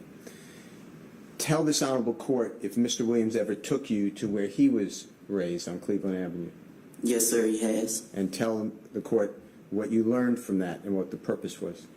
Well, at the time, he took me there because I always expressed to him how at me being at such a young age, being able to achieve what I have and have the knowledge that I do have, that's why I started motivational speaking, because I want to inspire the youth and show them that anything is possible. Because you can look at somebody while they're old and you say, oh, that's good, they're doing it, but now you have an example that's your age and close to you in age that's showing you that it's possible. And Mr. Williams, he took me to where he was from. And he showed me where he came from. He showed me the property that he lived in. And he told me, a saying, each one teach one, which is something that he lives by. And he has also helped instill in me that I live by now, each one teach one. And he told me whatever knowledge you have, you have to be able to spread it, because this is who you are trying to inspire and show them that they can become successful. So that is what he took me there for, and to show me how he was able to achieve what he has and where he comes from, and what I have to do if I want to motivate more young people like me. And tell this honorable court whether you have gone across our country talking to other students, people your age and younger, at schools. Yes, sir, I have. I've did different things like different school tours and doing motivational speeches for different organizations like the Boys and Girls Club and different things of that nature, and different youth centers, detention centers, of course, schools. Yes, sir, I have. And has Mr. Williams put upon you the duty that you have to always be positive and try to get other people not to do crime? Yes, sir, he has, and he has always motivated me in that goal and that mission. He has always showed me that path, and always deterred me from anything that could be negative or affect me in a negative way. He always deterred me from that and showed me the right way and showed me a positive way to do anything I have going on. Has Mr. Williams taken you on tour with him, with your family's permission, and taken your family? Yes, sir, he has. And if you can remember, what are some of the places that you went with Mr. Williams? Atlanta, Georgia, Los Angeles, California, St. Louis, Chicago, New York. I've been to New Orleans with them before, many different places, Tampa, and some more places. It's been a lot. Houston, Texas? Houston, Texas, Dallas, Texas. Okay. And have you been on stage with Mr. Williams and talking to people about all positive, motivating in a positive direction? Well, yes, sir, I have been on stage with them, and we have also made motivational videos with motivational messages. And when you go to schools, is that with Mr. Williams' request? Yes, sir. And what do you tell the other children when you're there? Well, first, I speak on my 5 keys to success, which are hard work, determination, dedication, motivation, and ambition. And I show them how you can utilize, if you are utilizing these 5 keys to success, how you yourself can become successful. And that is also what he helps and he sponsors me with. And when I go through the schools, I also speak on things that aren't at this stage in life taught, because while you're in school, you're going off of your report card. But when you get out of school, you're going to go off your credit report. And that's why I also teach and speak on financial literacy. Mr. Jackson, do you ever have conversations with Mr. Williams about your the way you are outlooked, and it has to be positive, as opposed to some people look at him with the name, quote, young thug? Does he ever explain to you that not to do that? Well, actually, we have had conversations, and he has been very vocal about not liking the image that is associated with the name Young Thug, because whenever you picture that, you assume, he's a thug. And that's why we have talked, he has discussed with me how he would like to reevaluate and reshape his image into his name, Jeffrey, and how he would like to go forth with that being his name, and that's what people associate with him, Jeffrey, instead of the image of a Young Thug. Is it Mr. Williams' communications with you that he wishes that people do not do drugs or alcohol or be a danger to the community? Yes, sir. He has expressed that to me, and he has also expressed that to many others. And does he use you as a lightning rod to express it to other people? Yes, sir. He has, and he still does. What is YS? Are you a member of YSL? Well, I'm not signed to the label on papers. What is YSL to you? Well, to me, YSL is a family. To me, YSL is, ever since I first met him, it's been all love, all respect, and it has been pure. And for me, when we spoke on it, other than, the name of the label, Young Stoner Life Records, I told him my YSL means Young Successful Life, because that's something that he has created. He is a young, successful man himself, but also he is helping more young men and young women have successful lives, such as myself, for example. And that's why my YSL stands for Young Successful Lives, because that is what he has done, and that is what he is now creating and showing and putting into the community. Sir, has Mr. Williams' tutoring and guidance to you taken you out of poverty and your family? Yes, sir, it has. Has Mr. Williams ever asked you for a nickel? No, sir, he has never asked for no profit or proceeds from anything that he has helped contribute with. Never. Your Honor, with the court's permission, Ms. Edwards has a very short video that relates to Mr. Jackson. Okay, what's it supposed, I mean, he's testified here, so it's kind of like, so. It'll explain background. I don't see the dangerousness in this, Mr. Steele. I mean, he certainly, he buttresses again what I have indicated earlier, which is he has significant ties. He's helped a number of people in the community. But I don't see the danger of the community that you promised me from this, from the testimony. He's the opposite. I think that my promise is good. Mr. Jackson is saying that the entirety of Mr. Williams' desires is that people do not commit crime, do drugs, do violence, and to stay in school. That pinpoints the whole danger community is risk of crime, risk of committing crime. He's doing the exact, Mr. Williams through, and along with Mr. Jackson, diametrically opposed. Okay, all right. All right. But this video, you want to show me, how long is it? 2 minutes. And what's it going to show me? It'll show you Mr. Jackson on The Ellen Show. It'll show him on CNN. It'll show him interacting with Mr. Williams, interacting at schools, just to give you an idea of how this message is all across the country. I think he's testified that more significantly. I mean, I'll accept the video as proof of that, further proof of that particular issue, but I think Mr. Jackson here has well articulated that issue. Okay. Okay. Then I have no other questions for Mr. I want to thank you so much for being here. Thank you, sir, and thank you, Your Honor, for allowing me the time to come and speak. Oh, you're very welcome, young man. Any questions, Mr. Geary? No, sir. All right, young man, you can step down and sit in the gallery if you like.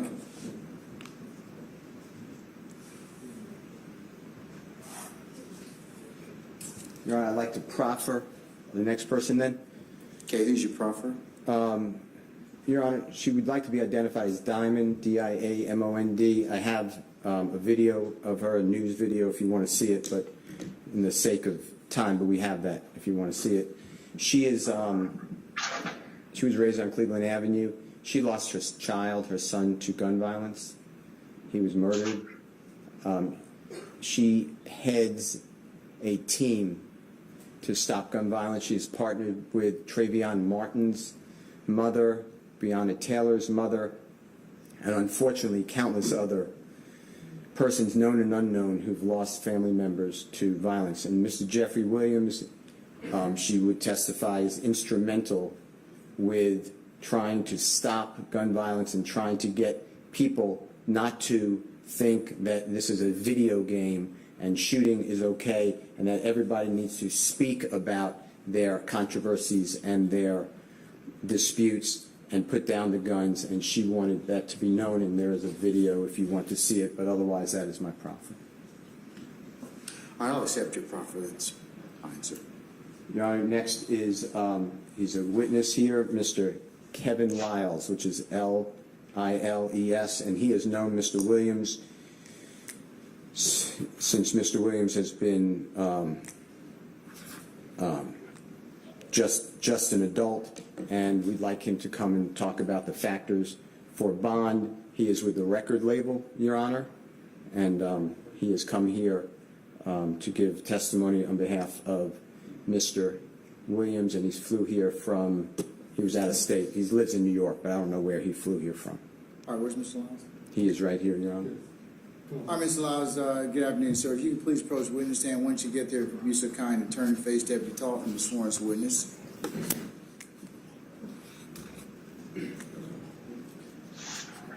Before you sit down, hold on. Raise your right hand. You swear in front of the testimony in the court, truth, the whole truth, nothing but the truth, so help you. I can take your seat. State and spell your first and last name. Kevin Lyles, K-E-V-I-N-L-I-L-E-S. Good afternoon, sir. How you doing, Mr. Steele? I'll let you know. Can you do me a favor and give this honorable court, educate this honorable court on who you are, your background? The court may not be familiar. Your Honor, I'm a 54-year-old father of four. I'm kind of emotional because how good this guy is. I have Morgan State University. I built a stadium in my old school. I have a street named after me. I have all kind of honorary doctorates. I employed probably 5,000 people. I was the president and CEO of Def Jam. I've been in this music called hip hop for 38 years.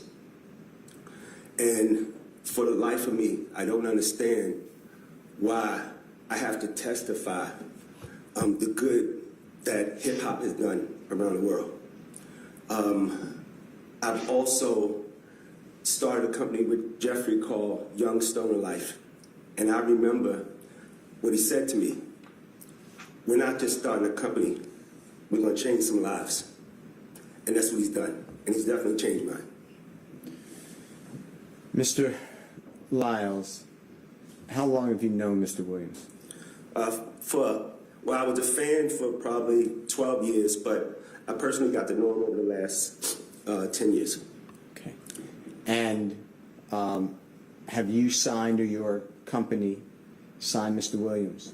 Yes, he signed to us, and I hate saying that he signed to us because it's my partner, but we have two deals. One deal is a deal for him as an artist, solo artist, and the other deal is for Young Stoner Life.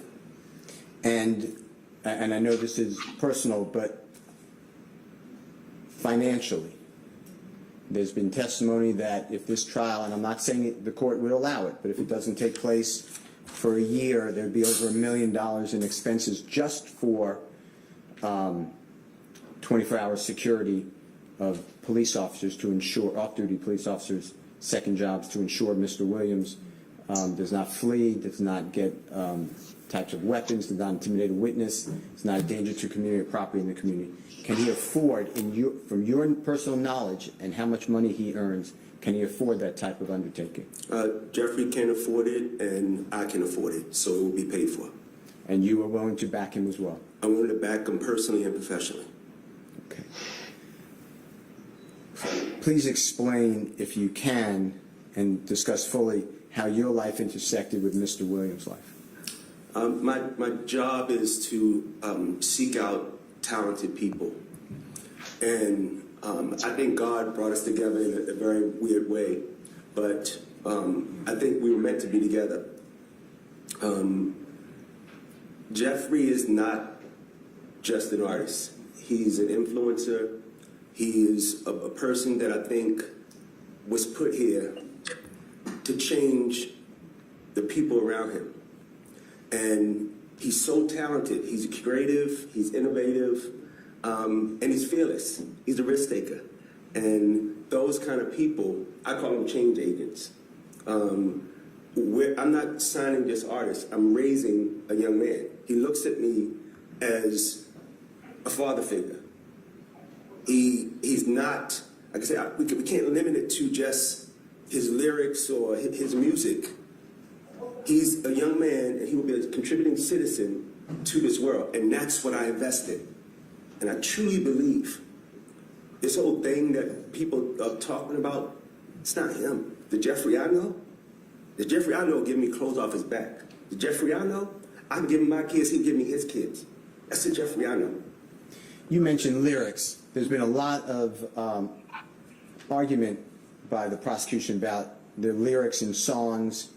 Can you explain, if you have the insight, what is selling in the rap industry dealing with the lyrics, and why are they being promoted, and why are people wanting it? Your Honor, you've I don't know how old you are, but I'm older than you. So I've been fighting this battle for over 40 years. It's not new. And it's funny how we're the #1 music in the world now, and they want to bring this back up. Now, we don't argue about any other movies or other genres of music that talk about I ran them over in my truck, or I got drunk and I went and shot him. We don't bring those things to court. But quote unquote, our music, we've been on trial. And we constantly on trial about who we are, what we are, and why we are. And nobody gave us nothing. So we sit here on trial and we talk about lyrics. Lyrics, I don't understand the thing, but I'm going to be here and I'm going to keep fighting for it because I believe self-expression. And I believe we should protect black art. We should protect black art. And I'm on trial for lyrics. Come on, man. With regards to Mr. Williams, and the court may not be familiar, where does he rank in, if there is such a ranking, in the music industry? Objection, Judge, that's not relevant to anything here. Shows his employment status, it's part of the Ayala factors, and whether the record company is going to continue to back him. I think you've already established that to the witness, and his relative needs to potentially be on alternative release. Okay. You understand that Mr. Williams was charged in 2018 in DeKalb County with a offense of involving, he was riding in a car with two other people, and there was a gun and a small amount of drugs in the car. Are you familiar with what I'm talking about? Yes. Okay, and you know that case, it's still pending, believe it or not, but it went up to the appellate court. I don't know, are you familiar with all that? Yes. Everything was suppressed by the Honorable Superior Court judge in another county, and then the state appeal got reversed, and it's pending. You're Yes. aware about it? Yes. Okay. So Mr. Williams is actually on bond for that case. Okay. The allegation also entails the fact that when Mr. Williams was arrested at the home here in Atlanta, a search warrant was then executed at that home, and there were multiple firearms. One firearm was allegedly illegal. It turned into like a machine gun, and there were supposedly about 2 pounds of marijuana and some items in, looks like an energy drink, but it supposedly contains either Schedule 2, 3, or 4 drugs in it, codeine, supposedly. You familiar with that? I read it. Okay. Understanding all those facts, the DeKalb County case, current bond, and the search of the home, you're also aware that many other people were in that house at the time of the search warrant, right? Yes. Okay. I'd like to ask you the following questions in addition to the fact that we are charging 2 counts in this current indictment. You're familiar with the RICO conspiracy and the gang count? Okay. On your oath, would you be willing to back with your own personal property and wealth, or as well as your own company's personal property and wealth, the bond for Mr. Williams, if the Honorable Court wanted a high bond? Objection, Judge, it's ask and answer. The witness actually has already stated that, and I very Yeah, he already said I very clearly heard it. he put up his own and his company's resources, so I'll sustain the objection. Would you be willing, okay, if this is the same question, I apologize, but I thought it's a different question. You have to understand that you would, if the court wanted to, you would lose that wealth if Mr. Williams violated condition of bond. I mean, it's not just go on bond with Mr. Williams in custody, you're released. The court could have you signed as a co-signer on that bond, and you would actually have a lien against your wealth if Mr. Williams violated condition of bond. Are you still willing to do that? Like a son to me, yes. Okay. Without hesitation, obviously. Without hesitation. All right. Do you believe that if granted bond on your oath, Mr. Williams would intimidate any witness? Nah. Obstruct the administration of justice? No. Be a danger to the community or property in the community? Not at all. And a risk to commit a crime while out on bond? No, not at all. He has too much respect for me and too much respect for the company that we're building and too many people that depend on him. It's not about Jeffrey. It's why it's about the family. It's about the community. You know, he understands. He's inspiring the world right now. There's a kid that he changes their life every day. I really believe that. For the better? For the better. I have one last question for you.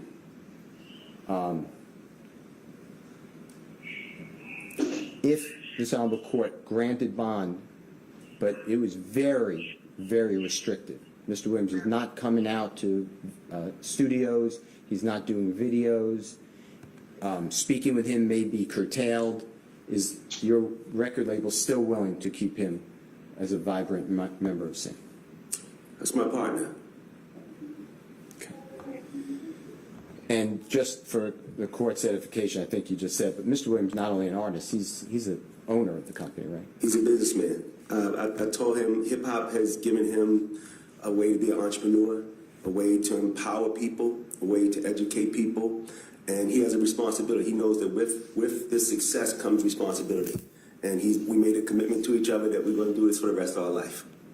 I want to thank you so much.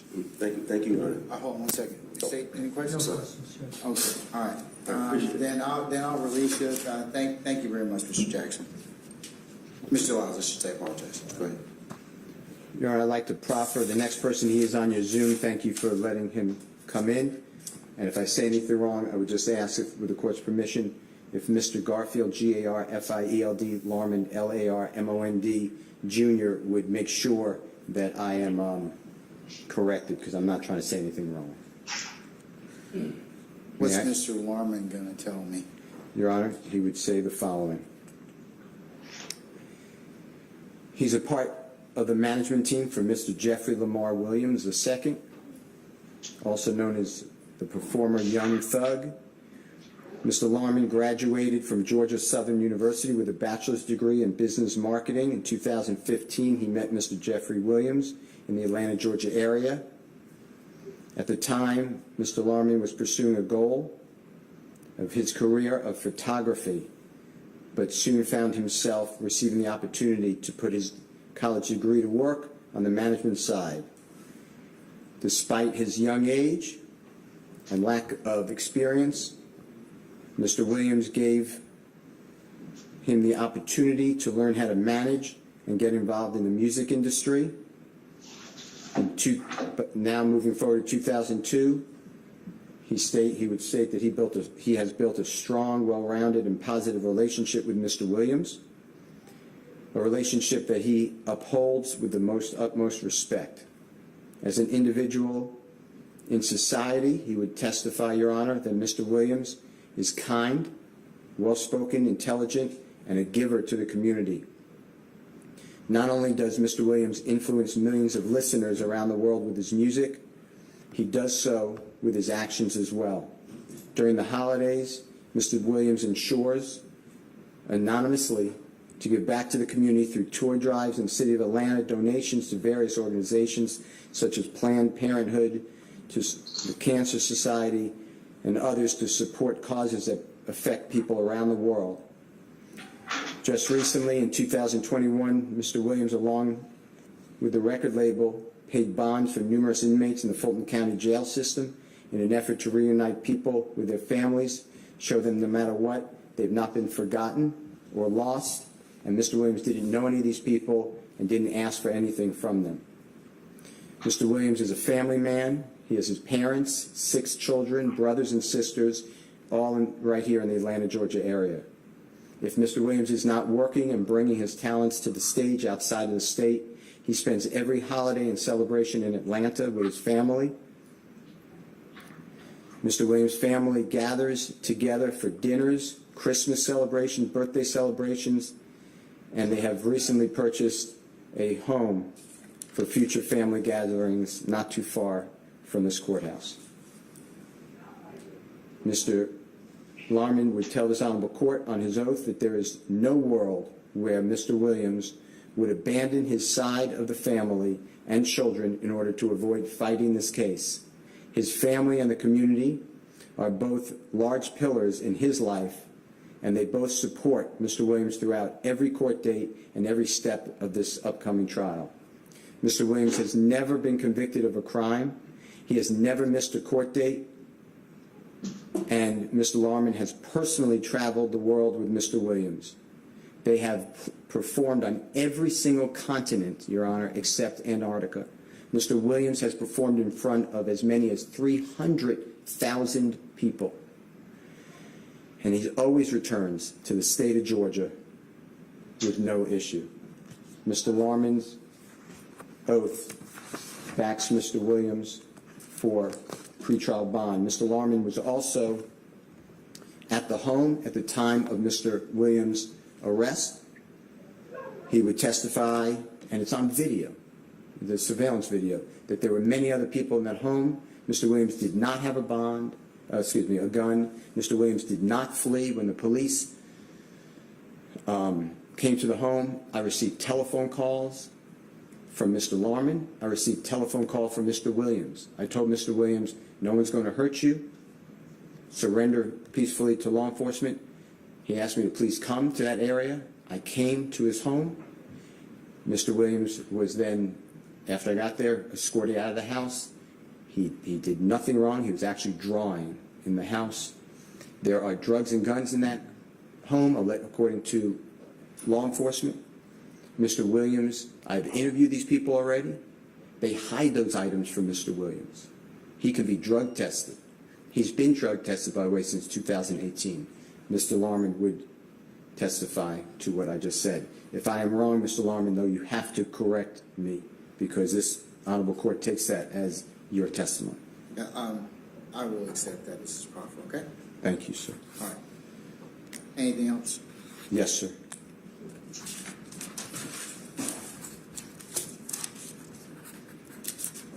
Your Honor, this is Jeff, which is Geoff, Ogunlesi, and he is in your courtroom. What's he going to testify to?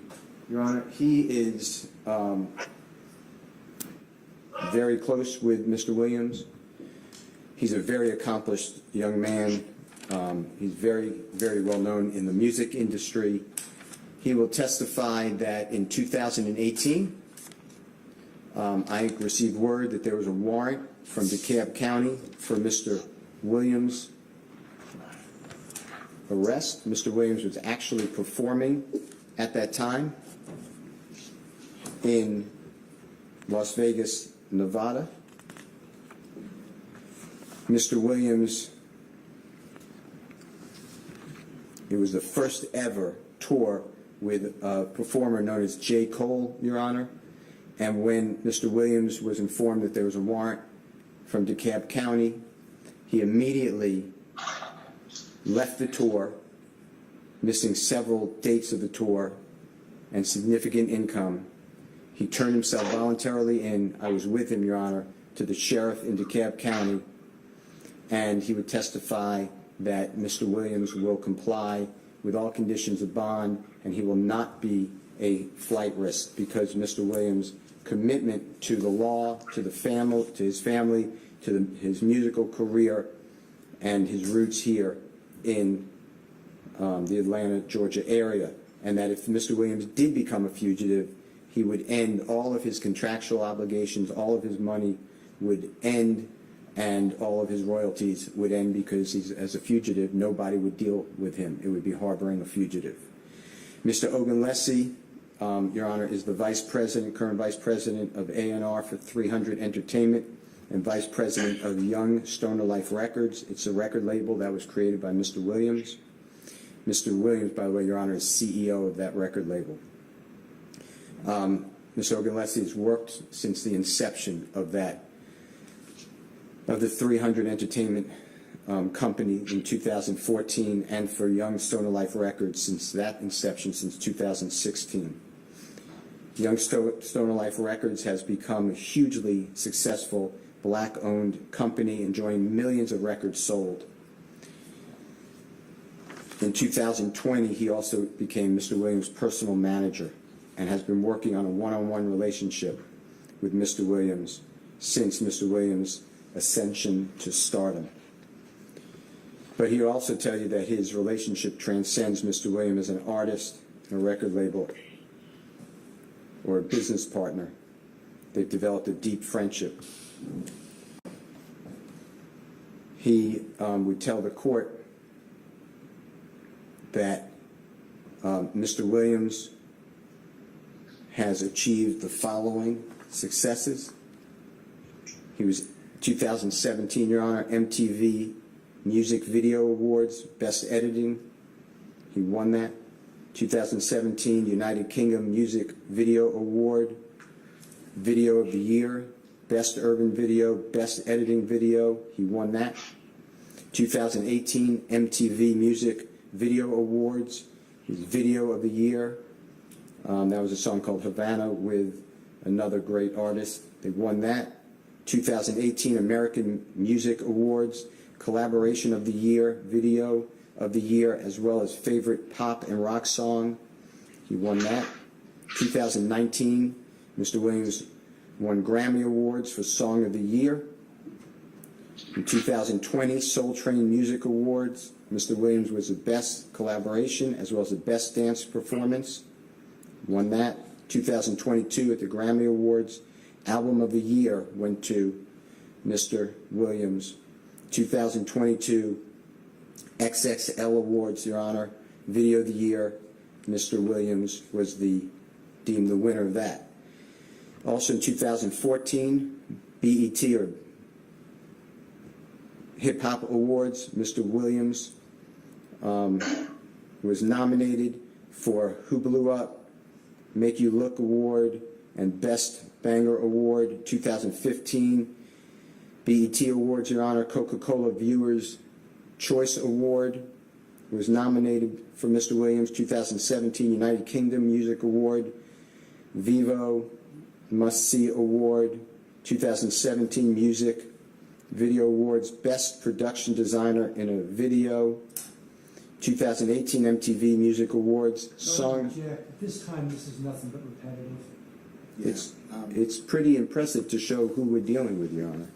But you've established, I think, his ties and his depth, so I'll accept Mr. Ogensay's proffer and what he would testify to in its entirety. Yes, of course. Ogunlesi.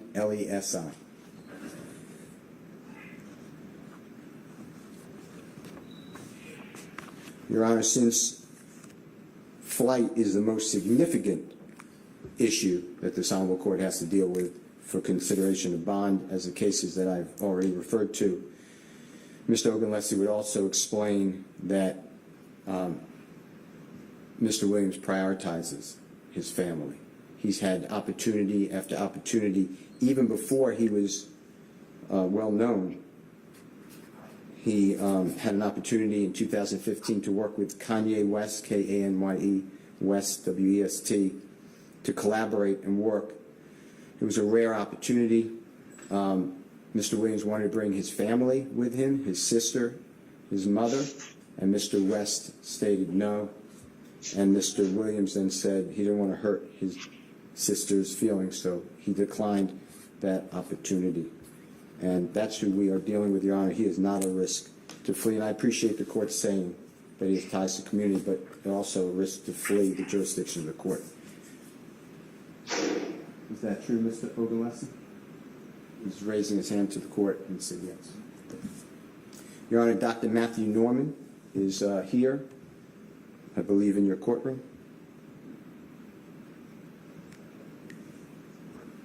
Okay, he is outside, Your Honor. Hopefully he will come in. And is Dr. Norman outside, Madam?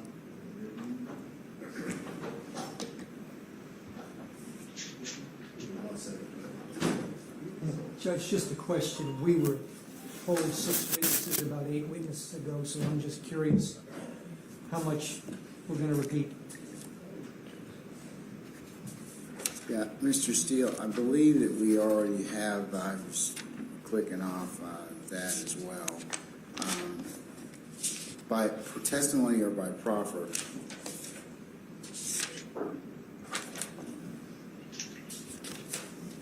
This is number 6. Mr. Ogensay would be number 6.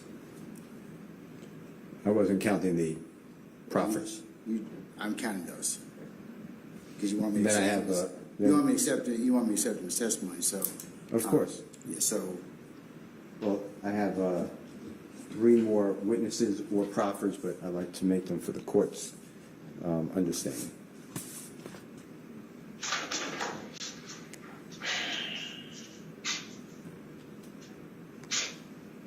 What's this? Mr. Williams, where he's being held, and he would, I'd ask him to educate the court what the conditions are for Mr. Williams, and how that Dr. Norman is a very well-known psychiatrist, and how the studies show that the conditions that are being placed upon and Mr. Williams is living under are detrimental to his mental health, and they disintegrate people.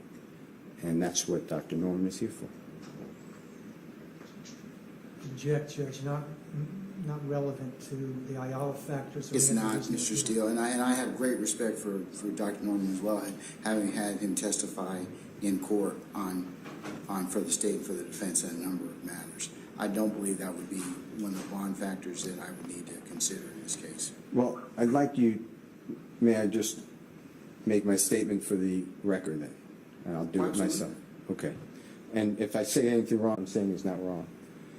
Your Honor, currently Mr. Williams is held 22 out of 24 hours a day in a cell, except for when I or Mr. Adams or Ms. Hornsby go see him.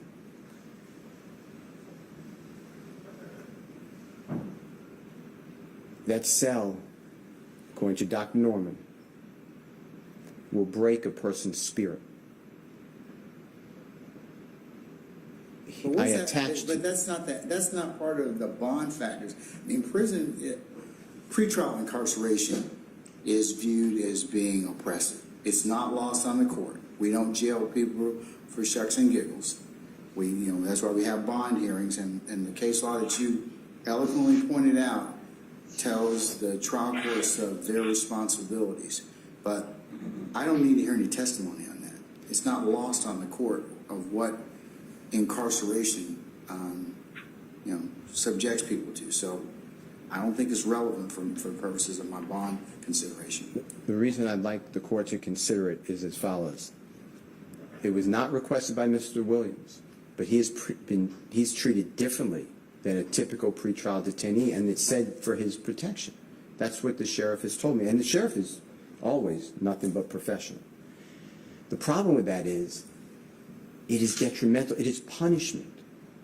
And we don't punish pretrial. And that's the cases I gave to the court. And that's why I thought Dr. Norman was important, because having an ill effect on a gentleman who's presumed innocent, and if they can't make conditions for him, I've made those conditions. I tried to put together to this honorable court conditions that would satisfy this honorable court that Mr. Williams will be a good person. I hadn't made that decision yet, Mr. Steele. No, I know.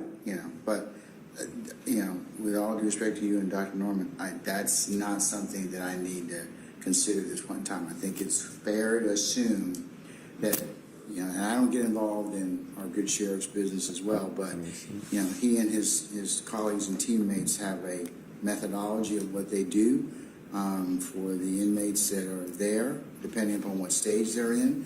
And, that's independent of my determination of bond. So I certainly, in terms of the bond and the factors for granting bond, it's not something I need to hear about. I'm going to take it at word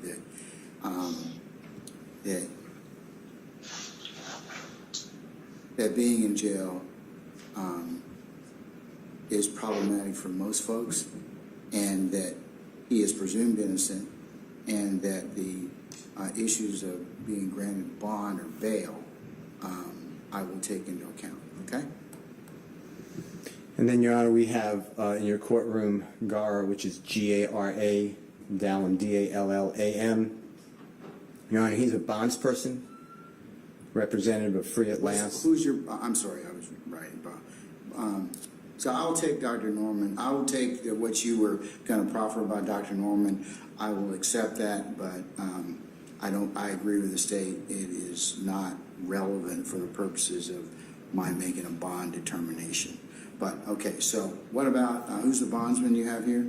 The gentleman who is seated right here, Your Honor, waving at you. His name is Gara, G-A-R-A, or Gara, excuse me, Dallam, D-A-L-L-A-M. One more time, D-A what? D, as in David, A-L-L-A-M. Dallam, okay. And he's a representative, Free at Last Bonding Company here in Fulton County. Okay. He would testify that an ankle monitor can be used even if this court got rid of any electronic equipment in the house, it would have to go to a landline, and then that landline obviously could be just for the, not to make calls, it would just be for the ankle monitor alone. And that the insurance company is willing, they have already vetted Mr. Williams, his ties to the community and his risk of flight, and free at last bail bonding, and the insurance company are willing to stand behind Mr. Williams' bond if this honorable court grants bond. And under the case that I gave this honorable court earlier, that's for the significance of that case, whereby courts take into consideration the fact that there's another layer of protection with a bonding company on a bond. If I said anything wrong, Mr. Down, you need to correct me. No, sir, you're correct. Okay. And then, Your Honor, we have Counselor Michael, Michael, who should be here. And he's raising his hand to this honorable court. He is actually the preferred person that Your Honorable Court, Fulton County, many counties, but use for all the drug programs in the counties. We had the pleasure of using him. Judge Adams wanted, Judge Adams of DeKalb County, the Honorable DeKalb County Superior Court Judge. And when Mr. Williams was on bond for that case, Judge Adams wanted Mr. Williams to be drug tested. And even during the pandemic, Counselor Michael would meet with Mr. Williams, give him drug counseling and drug testing personally. And these are all filed in the court in DeKalb County, and I could give a copy to the court if you want it, from November 26, 2018 until the Honorable Judge Adams said this is ridiculous. He's proven that he's not on drugs. Goes up to January 28, 2022. Mr. Williams was not using any type of codeine or lean is what they call it, or other drugs. Your Honor, that's 3.5 years. It's approximately 3.5 years, Your Honor, and that's why we will be fighting the open warrants here from the search warrant on the May 9th arrest of Mr. Williams, the search warrant of the guns and the drugs. Mr. Williams is not using those drugs, and not with the guns, and other people actually live at that house more often than Mr. Williams. He will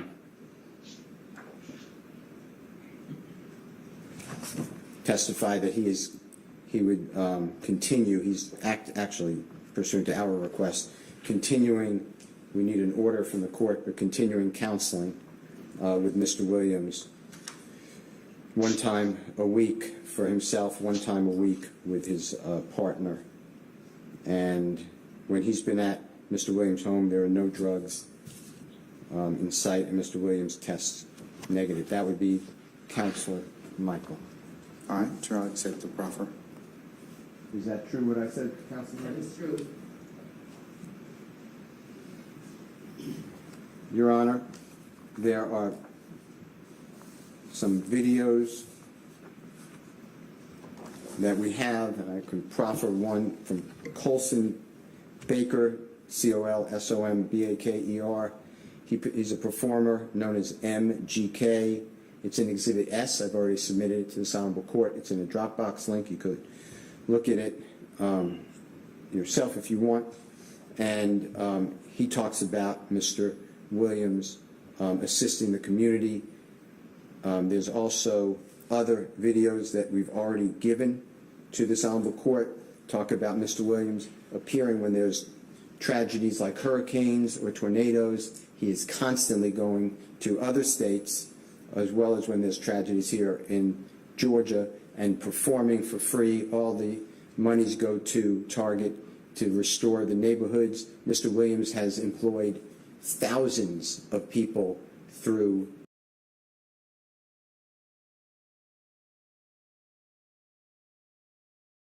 had studios put up in the Cleveland Avenue area so children don't have to think that it's all about selling drugs and running the streets and being in gangs, that they can go and have places to be with sports, dance, reading, tutors, and the like. Your Honor, I have Mr. Williams' passport.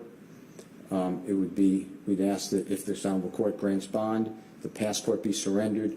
I could either hold it personally and I would not release it without order of this court, or we can give it to the court or the sheriff or whoever the court designates. Your Honor, there's also a gentleman, Mr. Cohen. He is the worldwide person who does all of Google Music, all of YouTube Music. He's on a video that you already have. It's in Division or Exhibit S. And he stands behind Mr. Williams, bond, all 4 factors of Ayala, and he puts his reputation next to Mr. Williams as well. Your Honor, I, along with the Honorable Avis Hornsby, as well as the Honorable Keith Adams, we will be ready for our trial. We understand the enormity. I've only had 2 cases with this type of discovery that I'm being told 5 terabytes would fill up the entire hallway on the 8th floor of the Fulton County Courthouse or more. You can't get through that discovery, so what we did in other cases, we have a search engine company that we already spoke with. I asked Mr. Geary, he's been telling me he will get it to me, there's no problem. He's an honorable person, always. And we are going to go through the discovery. It's like searching Lexus. We're not going to be able to read everything. No one's going to be able to read all that. But we do our search terms, and we are with the court on the 9th day of January 2023. If that gets bumped, because I understand that there's a lot of people here, the court may say, I don't want to sever, or some people may ask for a continuance that's granted. That's why I filed the demand for speed trial, understanding that I'll file it again once it's good with Judge Brasher's order. But I wanted to be upfront with everybody and give everyone notice that that is our intent. Your Honor, Mr. Williams has family in your courtroom. His father is here, Jeffrey Williams Sr.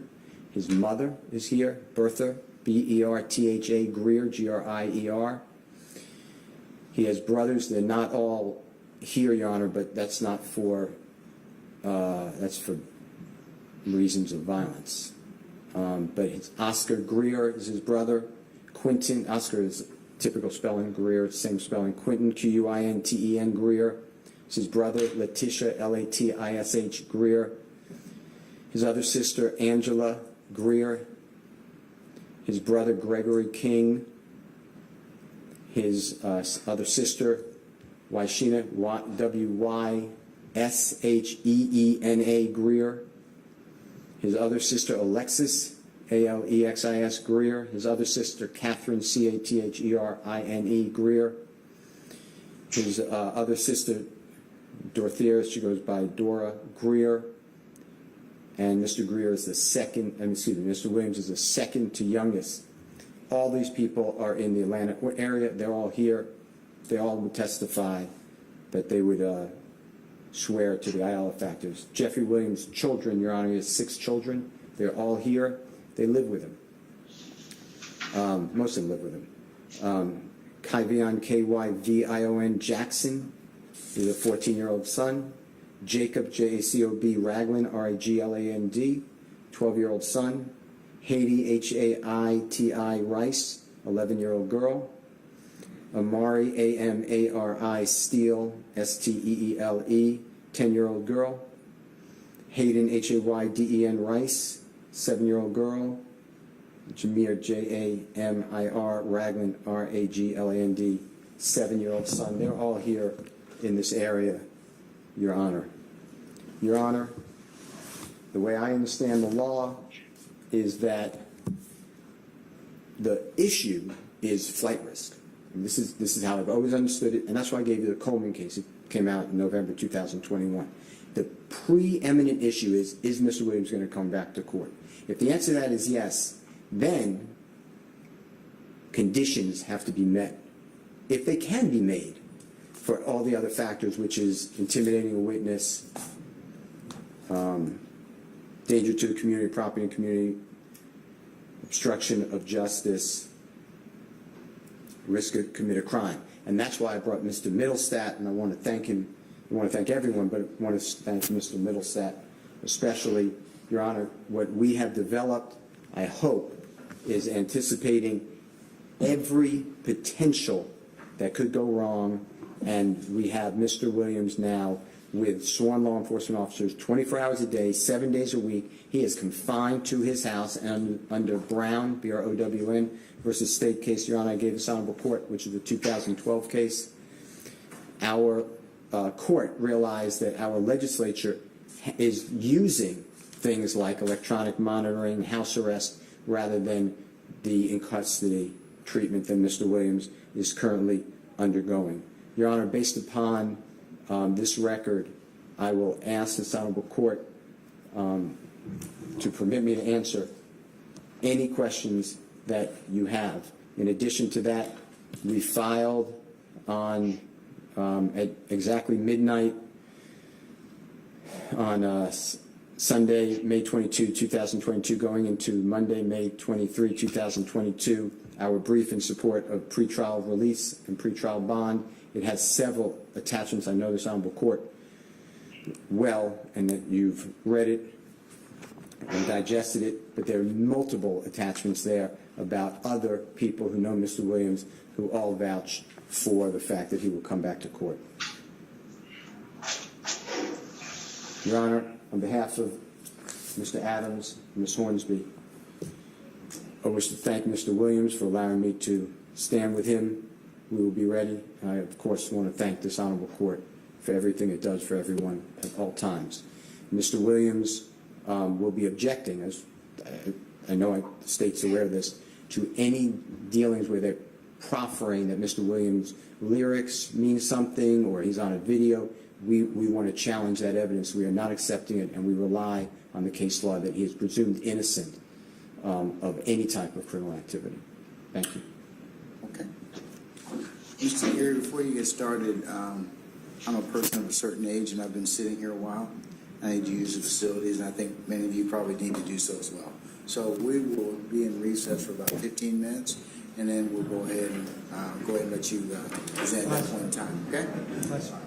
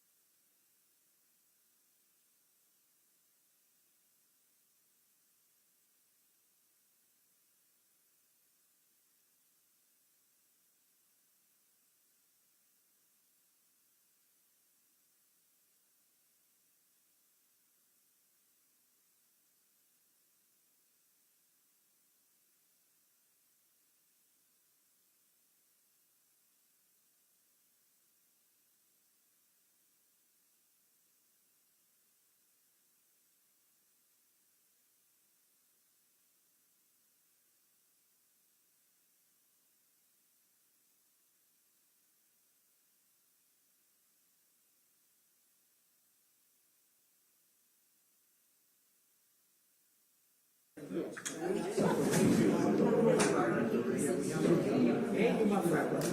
it? I know it's me running the wall. Hey, Ron, tell the family they come in and they call it now.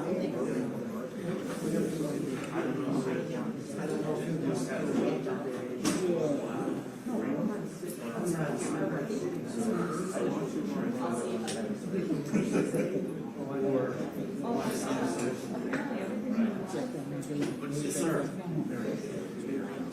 Yes, we are. Like I said, I'm recording the stage.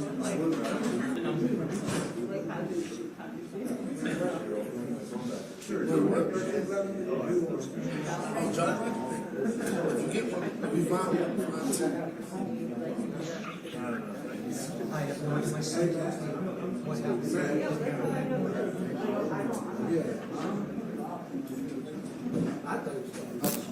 Oh, what's up? We used to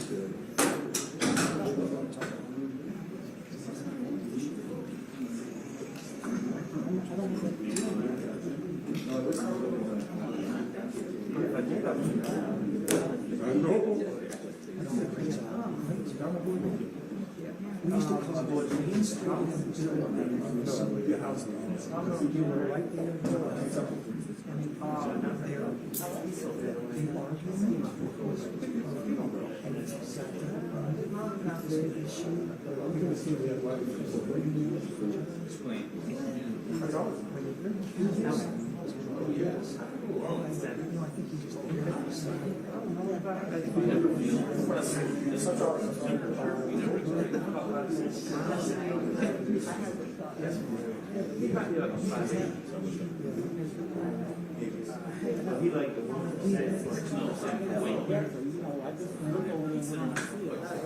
Brian, I just want to tell you, my guesstimation of 6 month trials just went through the year. I forgot how 1 minute your ass is.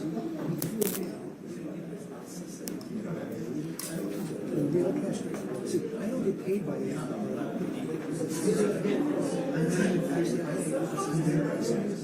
Mistake on my part. I got people here wanting to do that. This is definitely.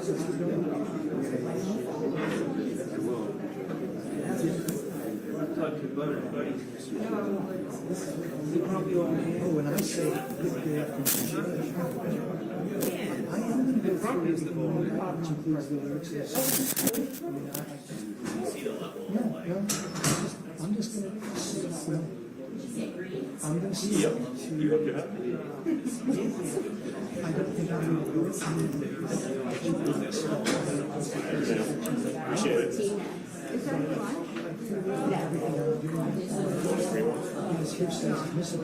I got two.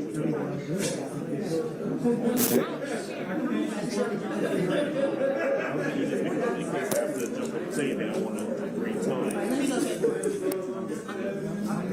Thank you. This is lunch. I think I started like what this hearing is based on.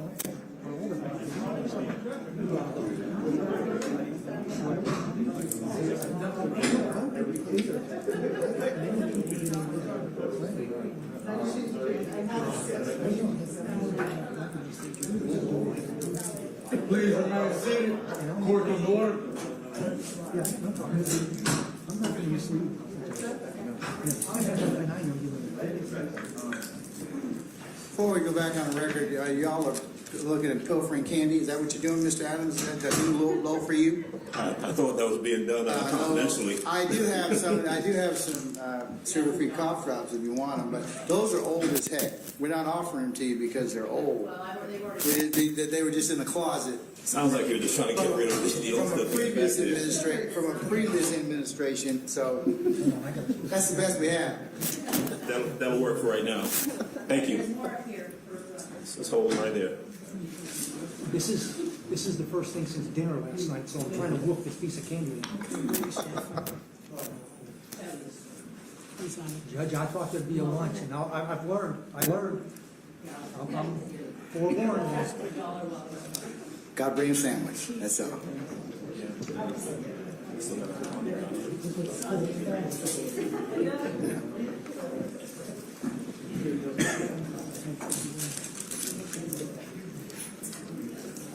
that? I have cough drops if anybody wants them, you know.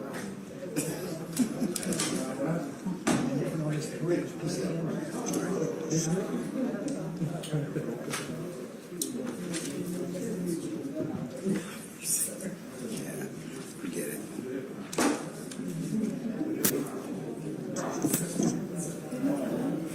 You're just a old Pied Piper, Christina.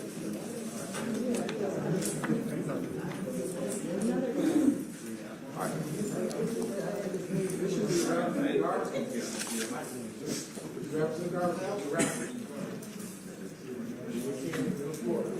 What's that? I'll give you this little coordinate, okay?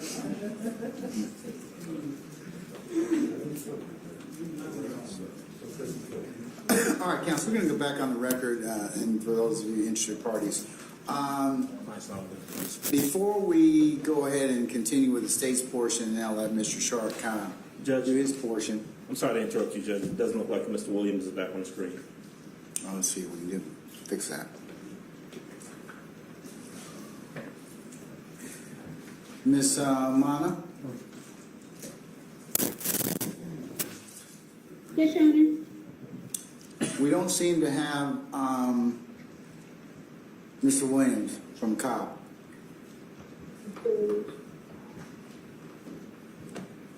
Looks like he logged out. Let me try to put him back on, Your Honor. One moment. Thank you.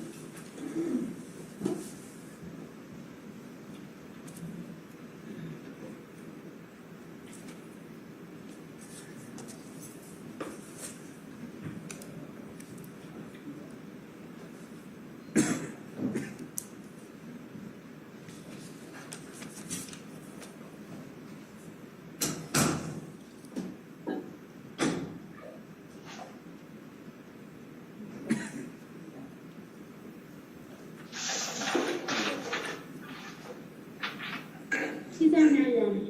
Thank you, madam. Okay, all right.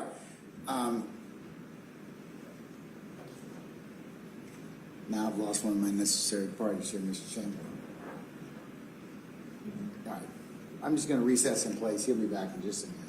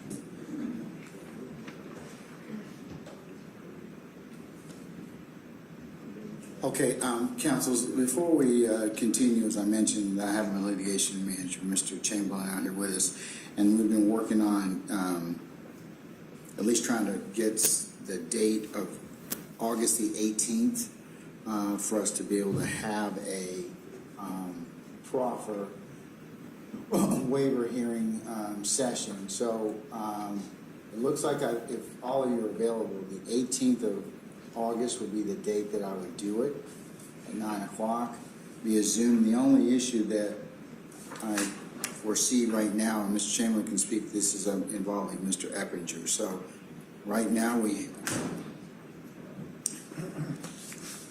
is in, He's in a special management unit. yeah, he's in a special management unit, and we are attempting to reach the Department. We've reached out to the Department of Corrections, but State, you may want to use your resources to at least make sure he's available for that date, because that's not something we can do. Okay. All right, sir. All right. I mean, I should receive, hopefully I'll receive a response tomorrow, and they will let me know if it's, if they can schedule. If they can make him available for the 18th of August. So we'll circle back with y'all, but tentatively right now, that's what I'm going to give is the 18th of August for the release of the motion on the waivers. Okay? Yes, sir. We'll work with Mr. Chamberlain on that to make sure we Okay. record it. Wonderful. All right. Let me give Mr. Gary's information, so Okay. he can give. All right.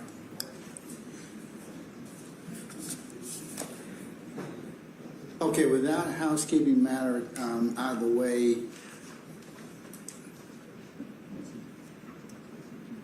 Yes, sir.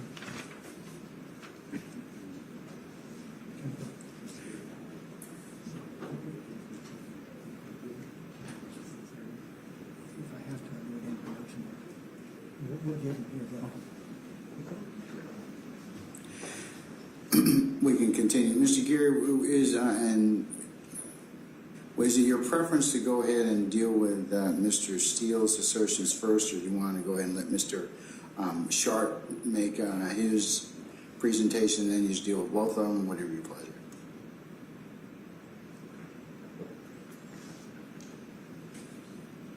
I'm not sure council has filed a bond. We did file one? Okay. Then I'd like to respond to them one at a time. Okay, all right. Then, okay, go ahead and you can respond to Mr. Steele's presentation at this point in time, sir. Thank you, Judge.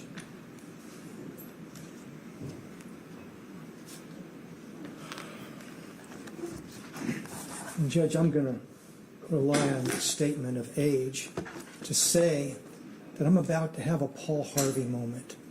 We're sitting here and you got the song and dance, but now you're about to get the rest of the story. And the rest of the story will tell the court why a bond should not have been granted or should not be granted in this case.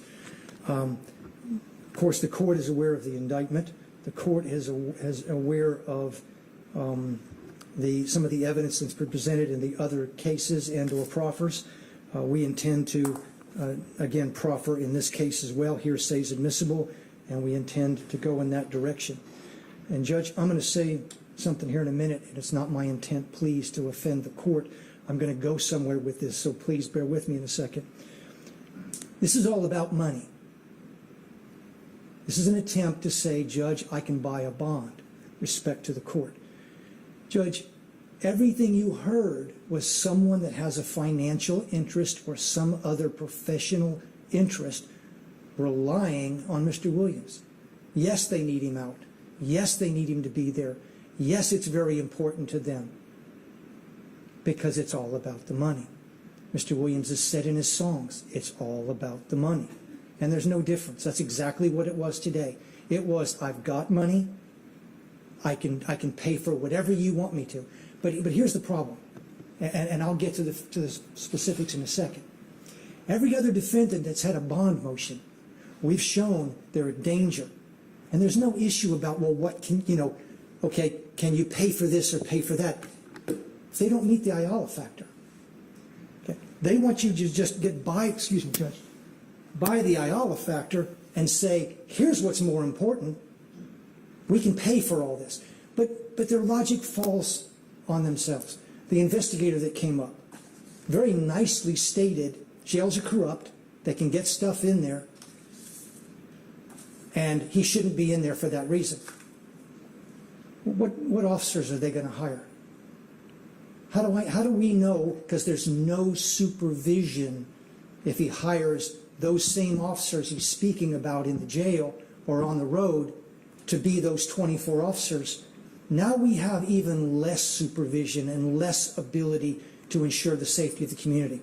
So again, it's about the money and what can I do to pay my way out of jail. Judge, I understand all of the witnesses that just testified and the proffers that were made. But bad people sometimes do good things. Even the Gambinos, one of the big crime families, the crime boss, they had charities. They ran legitimate businesses. They did that as well because they want what Mr. Williams wants. He wants the appearance in the community. That's what he put up. He put up the appearance in the community, and he put up people that are financially dependent upon him. And quite frankly, I objected for relevancy, and that's not relevant to the facts of bond. The fact that he can pay $1 million a year is not relevant. Your Honor, Mr. Steele stated to the court that guilt is not a factor and innocence not a factor. I wholeheartedly agree. But the nature of the offenses charged, guilt or innocence, is at a time later. And that's the reason is why if someone's charged with a misdemeanor, they automatically get a bond. Felony, they've got to come before a judge and ask for a bond and be judged on the Ayala factors 1761. And that's why that's that way. And for the court's knowledge also is, and it was talked about, and I don't know the court's intent, so I'm going to address it one way and the court can inform me otherwise, is we have two things here. We have the indictment charged that I understand they're seeking a bond on, and then we have a separate case. That separate case is 22 CP 208957. That is the arrest of Mr. Williams on May 9th, 2022. And that is the one where in his house there are drugs all over the house. There are weapons all over the house. One of the weapons has been modified to be a fully automatic weapon. Mr. Williams is talking about how important his children are. To my belief, Judge, one of his children was there present in the house. And these guns aren't locked up. They're out. I do not believe a cruelty to children charge was filed, but I believe the evidence certainly would have supported it, Judge. Judge, there was a sawed-off shotgun or a sawed-off illegal dangerous weapon. There was an automatic weapon. The court was already informed by Mr. Steele about how much marijuana was there. When the police arrived, one of the individuals tried to flee the house.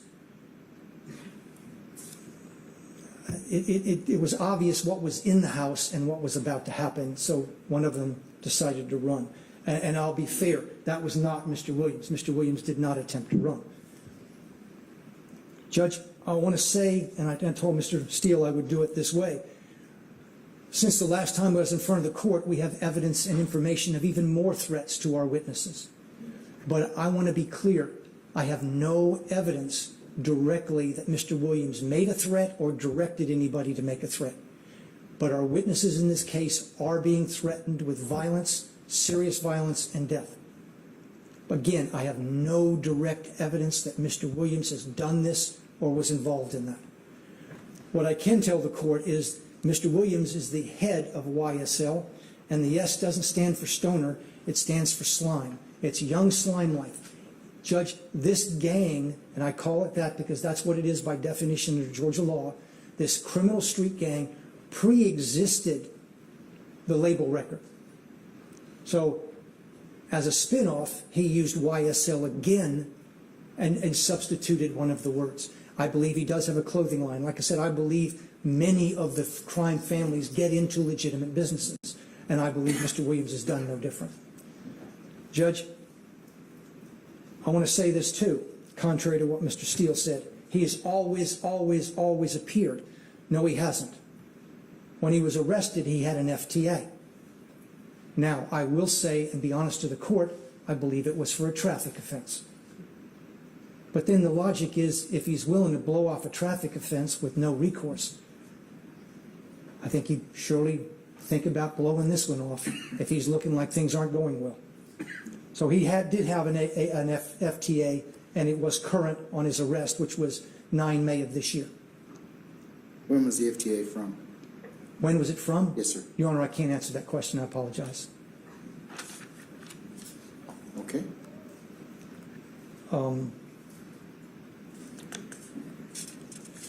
Now, Mr. Steele put up that there's no evidence he's done drugs. You know, he's had these drug testing. Everyone knows we listen to jail calls. We've got a call from Mr. Williams at Cobb County that he needs help for his drugs and he needs to detox. He needs drug help. That's on a jail call. So that's directly from Mr. Williams. So that's not accurate. I know Mr. Steele says he's got his visa. Mr. Williams now... Passport? I'm pardon, Judge? Yeah, passport, you said visa.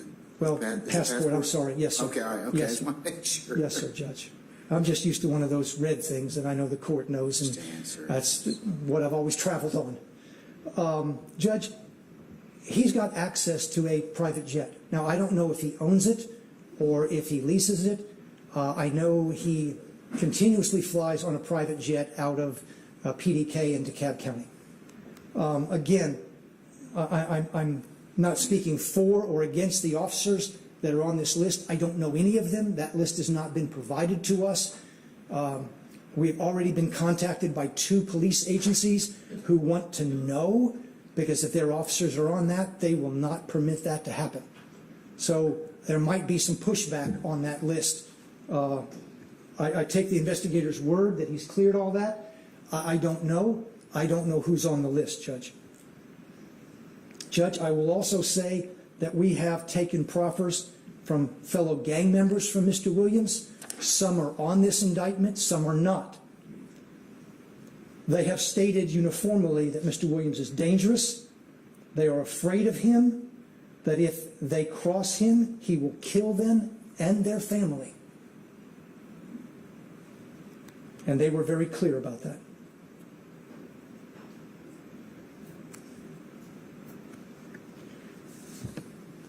Your Honor, when I said the other case, I want to also go back to that 22 CP case.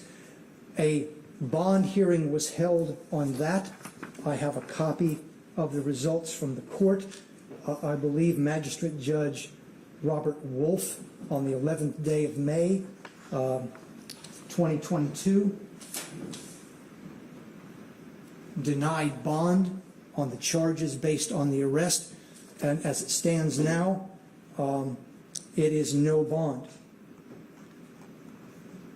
Now, what I understand from the order, and I'm going to provide this copy to the court in a second, it was denied for a flight risk and risk to commit additional felonies. May I approach, Your Honor? You may, sir. I see that one more time. Do you mind? Yes, sir.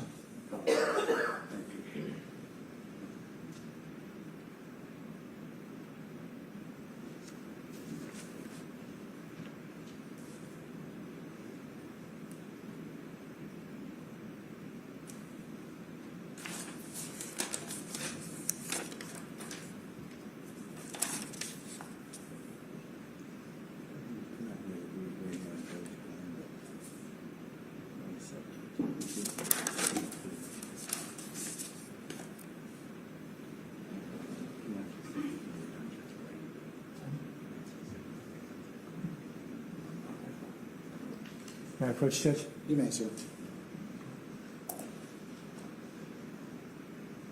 Thank you. So, respectfully, Judge, if you're not considering that today with the indictment, as I understand the motion, then he's already on a no bond for 2 of the Ayala factors. Your Honor, Count 1 alleges racketeering, and it basically alleges that the enterprise, if you will, for the racketeering is a criminal street gang as defined by Georgia law. That Streamville Street Gang is a gang called YSL. That's Young Slime Life. Young Slime Life has a reputation, if you will, both inside and outside the court system. Your Honor, I'm going to go through some of the things in the indictment just to let the court know. Mr. Williams, in Act 4, which is from 9/9/13, had a stolen firearm on him. Now, I will say I believe his counsel was, in fact, Mr. Steele, and that act was to a pretrial. So it is not a conviction, but it is still a predicate act under Georgia law. He did possess a stolen weapon. I will say there's a Act 9 on 4/20/14. It is a song. The name is EWW. And in it, basically, the defendant says, all I ever wanted was the money. Basically, if you mess with me, you go into a wheelchair. That's what that one says. Your Honor, we have other, and I'll leave some of the social media. I'll handle that generically for the most part. But we have numerous social media posts where the defendant is in what I would call gang colors, flashing gang signs with his fellow gang members, some of which are his co-defendants on this indictment. And on those, they are, on the videos, they are replete with gang statements, gang hand signs, threats, etc., Judge. And again, they're listed in the indictment. Judge, the murder of Donovan Thomas that we've spoken a few times, that's basically Act 16, 17, 18, 19, and 20. In that series of acts, in Act 16, the state can prove that, or I will say this, it's the state's contention that the car used in that murder was a car rented personally by Mr. Williams just days before. And evidence will come in concerning the beef between Mr. Williams and Mr. Donovan Thomas that involves another well-known rapper and how that gentleman's career was going to go. And Mr. Thomas and Mr. Williams had a serious disagreement about that, which led to Mr. Thomas's untimely death. Your Honor, on Act 25 from January 25th, 15, we have a conversation. A conversation is an electronic digital form where the defendant states sacrifices must be made, soldiers must fall in order for battle to be won. And then it goes on to talk about everyone has to line up between all the sex, money, murder, which is a subset of blood, which basically YSL comes under, that they must all line up under one of 5 leaders, and they must do so immediately. And that is again from Mr. Williams. Your Honor, on 126...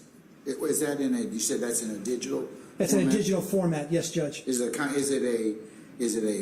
conversation? Tell me the context. Yes, Judge. Okay. It's a conversation? It is, I believe it's in the form of a group chat where Mr. Williams is putting this out to many, but to his crew. And when did this occur? This occurred on 1/25/15, Judge. Okay. Okay. Now the next day, 1/26/15. Remember. Now let me take you back again already. On 1/10/15 was the murder of Donovan Thomas here in Atlanta, Fulton County. Okay. So approximately 16 days later, Mr. Williams releases a video, and he's basically stating, or doesn't basically state, I should be quoting, is that he basically says if anybody goes into a courtroom and tells the God's honest truth, and pardon my language, they need to get fucking killed. And again, that's only 16 days after the murder of Donovan Thomas. And that was a threat that still is being talked about by some of his own gang members and some of our witnesses as to what will happen to them if they continue to cooperate.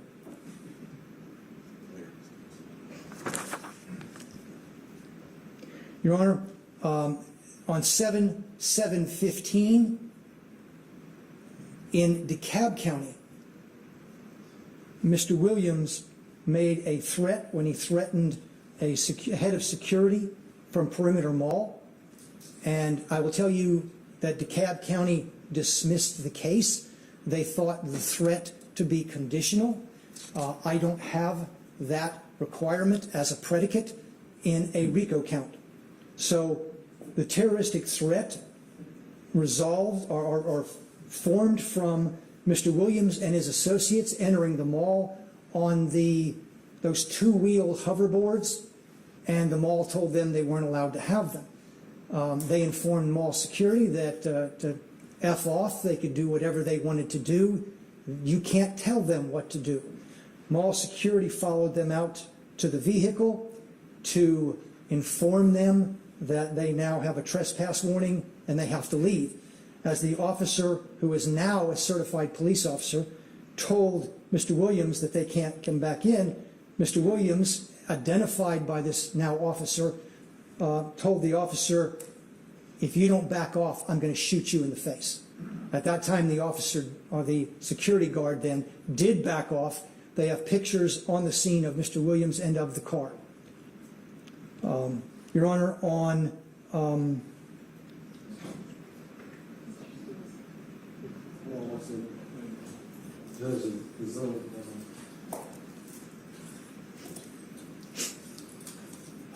hang tight. Ms. Amana?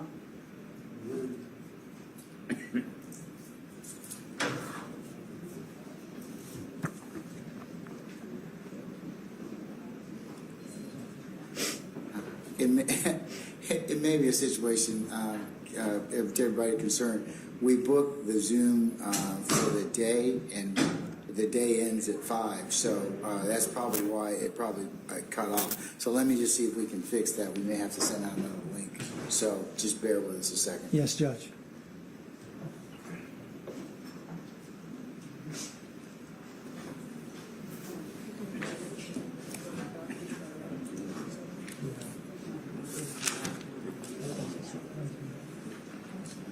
Still working?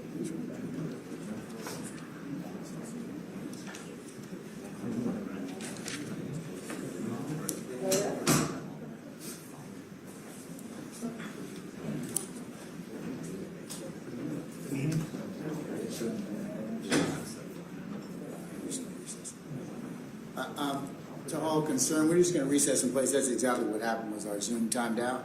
So we're going to need to set up another link, so just give me a minute, okay? We're just going to recess in place.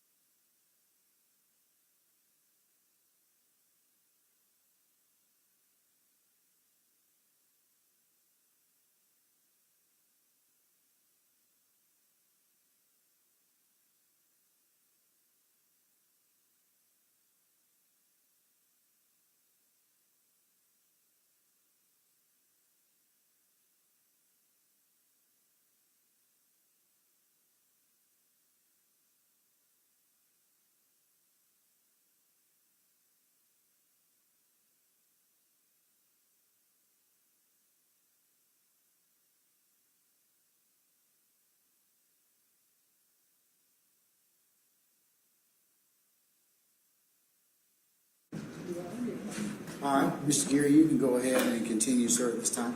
Yes, Judge.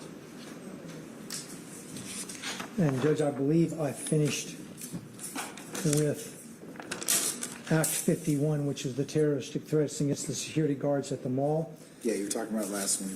Yes, Judge. The next one is going to be Act 60 of the indictment, which is on 3/25/16. It is a music video entitled Slime Shit. And it talks about YSL shit, killing 12 shit, 12 being a euphemism for police officers. Fuck a jail shit. I'm a VIP and got a pistol on my hip. Again, and you know, I took what Mr. Lyles said, and I don't disagree with him. If we have someone singing these kind of lyrics and isn't living this lifestyle before they sing about it, I don't think that's a crime. That's not the case here. We're basically singing lyrics about what they're doing. The fact that Mr. Lyles isn't aware of what his business partner is doing is the other issue. In that song it goes, again, fuck the police, fuck the judge, mob life. On 9/24/17, Act 68, I believe 69, 70, 71, and 72, Your Honor. This is a act out of Brookhaven Police Department that Mr. Steele spoke of, where Mr. Kitchens and Mr. Williams were stopped in a car based on a traffic violation, and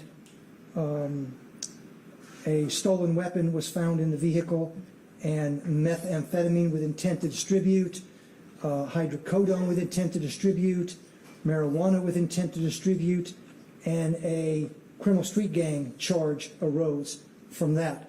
And the interesting thing on that is when the officer asked Mr. Williams' name, the response from Mr. Williams was, I'm a superstar, can't take me to jail.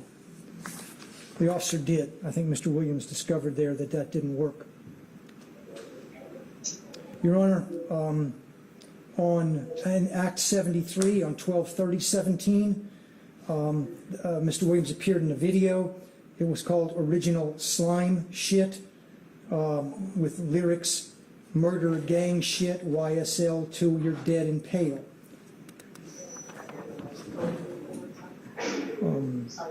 Act 74 is a music video on 4/12/18 where Mr. Williams states or sings, I never killed anybody, but I got something to do with that body. That would be our position, is that as the leader of this criminal street gang, Mr. Williams probably has never killed anybody. I don't know that to be true or not, but he probably has others do it for him, as we understand the evidence, Judge. When was that Act 74 music video? Which one, Judge? I'm sorry. Act 74, you said. Act 74 The one you was just told us. 4/12/18, Judge. Okay. And again, the way, as we addressed it in our evidence, Judge, we essentially addressed that as a confession by a party opponent.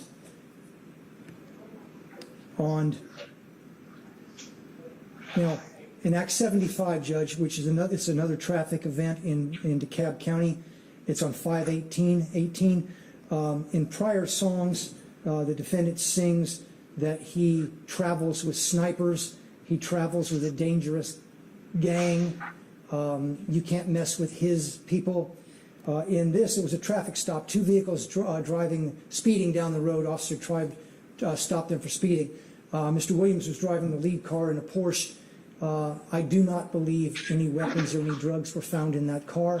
And Mr. Williams indicated to the officer that the people behind him worked for him. The people behind him stated that they worked for Mr. Williams. In that car were 4 individuals, some prior felons, and they were armed to the teeth to include a fully loaded 30-round mag with an AK-47. I do not believe Mr. Williams got any charge other than a traffic ticket at that time. Again, no weapons were found on him and no drugs were found on him. Your Honor, on Act 78 from 1/15/19, it's a video called Bad Boy. Now, understand, at a point, Mr. Williams got into a beef, if you will, with another rapper by the name of Rayshawn Bennett, also known as YFN Lucci.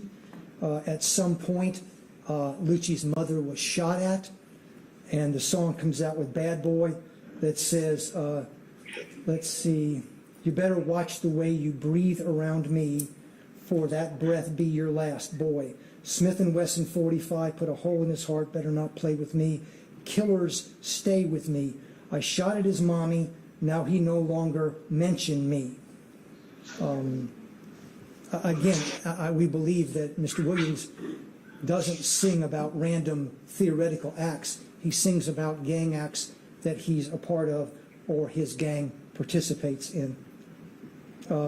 Following that, Your Honor, in the same year, Act 96 on 8/8/19, Mr. Williams posted on Instagram I guess a post, if you will. It said, ifn, or YFN, if ain't like what you do for your mother and your kids, I would have killed you. And that was tagging YFN Lucci. Now, I'll go back and I'll get to that later, but this year, a YSL member attempted to kill Mr. Rayshawn Bennett, aka YFN Lucci, at the Fulton County Jail. That's on video as well. And we can tie that to the gang, and I'll get to that later.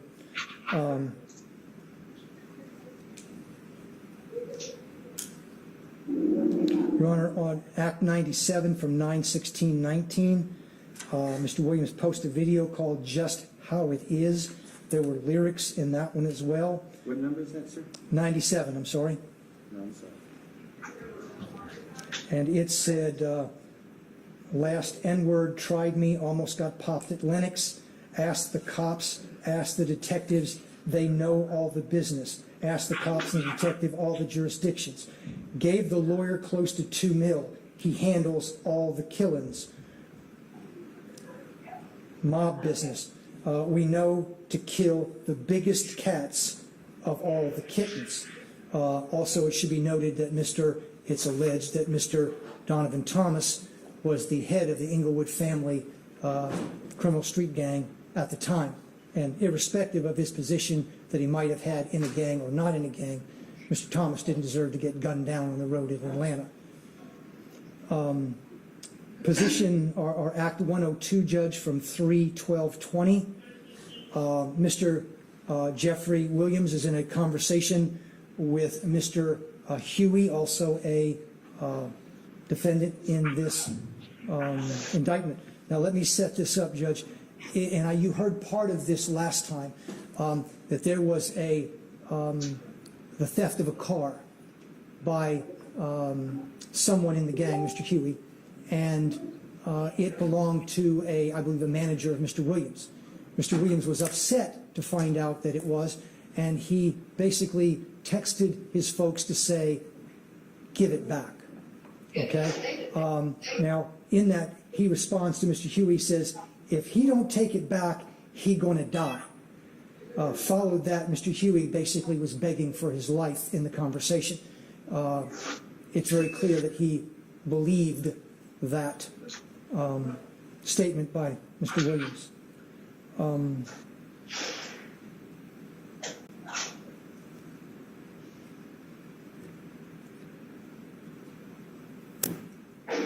In Act 127, Your Honor, from 2/4/21, Mr. Williams is in a conversation with other defendants listed on the indictment, where he stated, YSL rule the world, kid.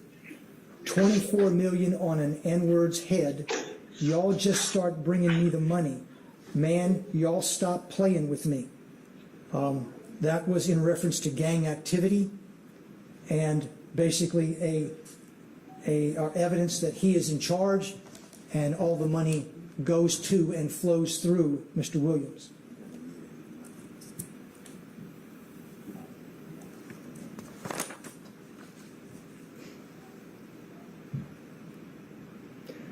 On Act 130 from 4/16/21, Judge, there's a social media post titled Slatty, S-L-A-T-T-Y, lyrics stating, I killed this man in front of his mama, I guess sister and his cousin. I shoot out, kill him, not leave a trace.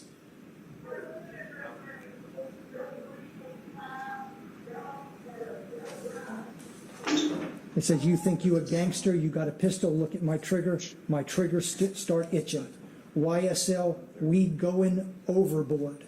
And again, YSL is a direct reference to Young Slime Life, the criminal street gang. On Act 131 on 4/16/21, there's a video released called Ski, S-K-I, with lyrics stating, I fuck with slats, slacks being basic slang, life's forever. We come to eat rats, I came with some piranhas. I tote an FN, a reference to a handgun. And in that one, which is interesting, Judge, which you'll hear in the evidence of this case, is this is a hybrid gang. This gang isn't pure bloods. There are rolling 60s in it, Crips. There are 30 deep. It is a combination of many different gangs to form this gang.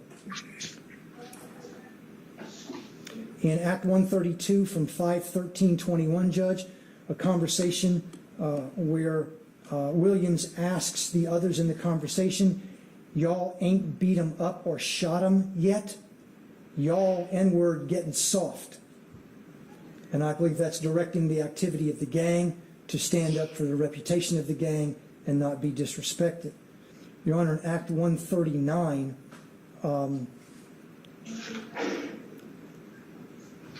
I'll miss 139, Judge.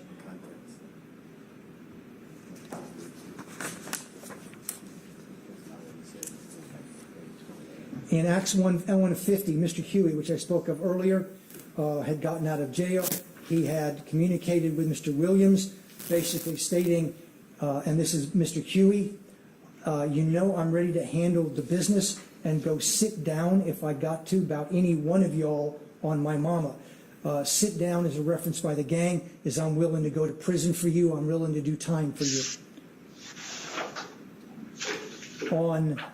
In Act 155 from 12/31/2021, What date was that? I'm sorry, one more time. I apologize, Judge. What date and 12/31/21, Judge. and that's predicate act, right? It's an overt act, Judge. There was a photo released by Mr. Williams with him wearing a YSL pendant with basically with taking his finger under his nose like this, Judge, which is a gang sign from YSL. That's one of their signs. When we watch the videos, you'll see that a lot, Judge. Judge, in Act 156 from 1/16/22, defendant released a video, and why we think this is important, Judge, is because the gang signs mostly done by Mr. Williams are YSL gang signs, Young Slime Life. They may argue that it's Young Stoner Life, but in this video, Mr. Williams flashed a Bloods sign. Not a YSL sign, a Bloods gang sign. He's also got a photograph where he's got a red B right about here on his chest, Judge, which is a common Bloods tattoo.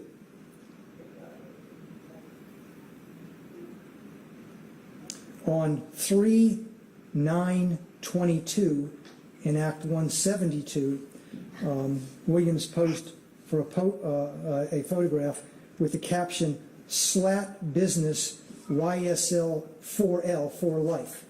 Judge,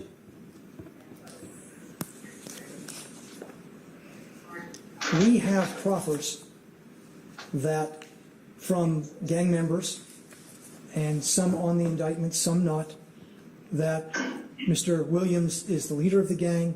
He directs the gang activity. This gang, as you can see through the indictment, there are numerous murders, there are numerous armed robberies, there are numerous attempted murders, shootings. Just like, again, I spoke about the Gaudis, about the criminal gang, mafia families out of New York. The bosses themselves never got their hands dirty. The position here is, Judge, is Mr. Williams directs and has directed all of these individuals, Judge. And he recruits people continuously, Judge. We have a proffer, Judge, even from the mother of one of the defendants in this indictment, who told us that Mr. Williams does the community events in order to recruit more people, that her son was recruited by money, shoes, clothes, because they didn't have anything. And now her son's, by her statement, is in jail for the rest of his life. And that's the mother from one of the defendants on this case. Judge, Mr. Williams essentially is YSL. Everybody else is a follower. There are leaders. We said Mr. Kitchens, Mr. Greer, they are also leaders. But the leader, the top dog, the most dangerous man here is Jeffrey Williams, because he doesn't have to get his one they're all afraid of. He's the one that's king slime. He's pulling the shots. He is the most dangerous of the 28, Judge. And I implore you not to grant him a bond. He is dangerous. The setup they've given to you is actually going to be less control, not more. If he gets a burner, Judge, and the court may know this, a lot of the communications that Mr. Williams is on FaceTime, because it's not traceable, it's not trackable. And we know that to be their MO. He gets a burner, he gets in there, he runs his gang from inside, and he won't get that, and no one's going to throw his cell. I know what the investigator said, with all due respect. That's not the jail. That's their job. It's not the job of 24 officers being paid by Mr. Williams. That's not their job. The job is the sheriff of Fulton County or any other sheriff where our sheriff decides to put Mr. Williams. That's their job. He is dangerous. And I normally don't do this, but I don't hesitate in this case. Respectfully, Judge, I believe if you give him a bond, we're going to have more witnesses in danger or going to be missing. I believe he's that dangerous, Judge. Thank you. Court permission, if I may offer rebuttal, just a few closing statements to. All right, Mr. Adams. Thank you, Judge.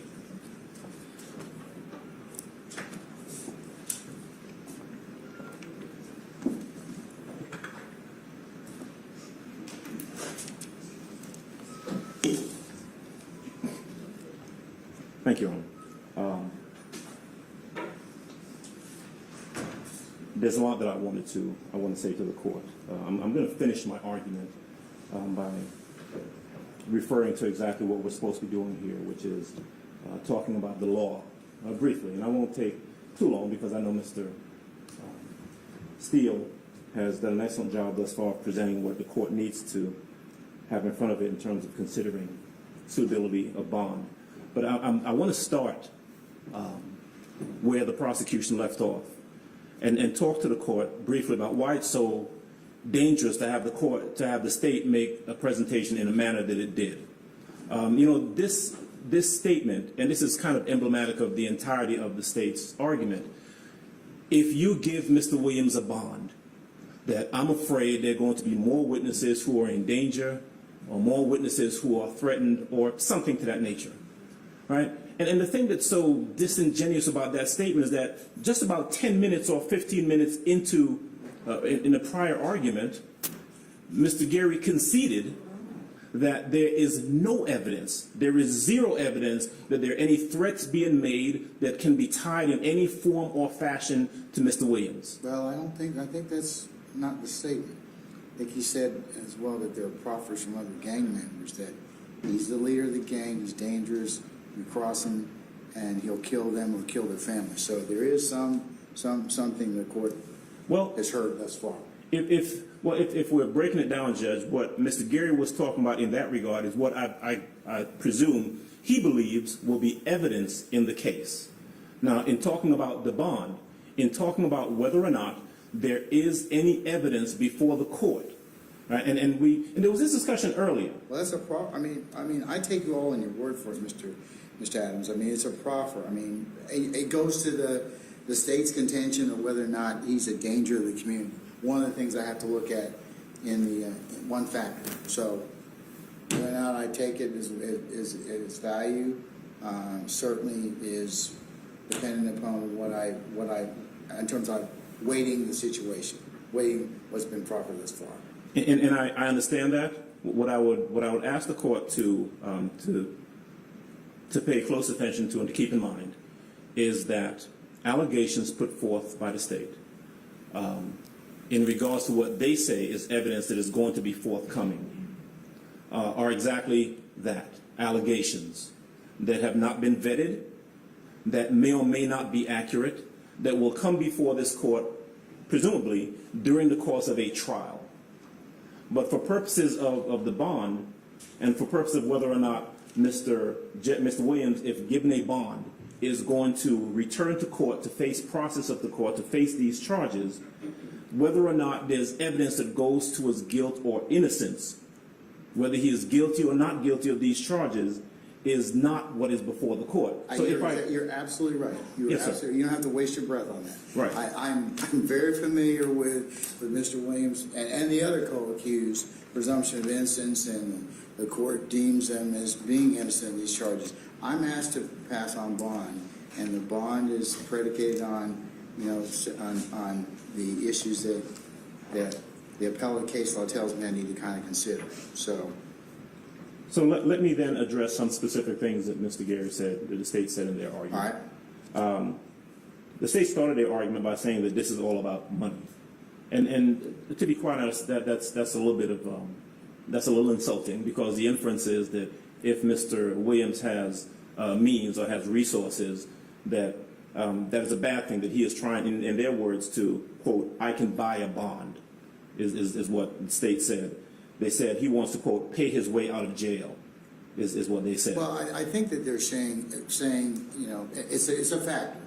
Is resources of the accused in this particular circumstance, but it has to be taken into context with other things. So I'm not saying that. I understand their assertion in that regard, but it's more so the court's going to consider it from an issue of its context of other things. Yes, sir. And one of the things and wealth being able that you can make bond. I mean, I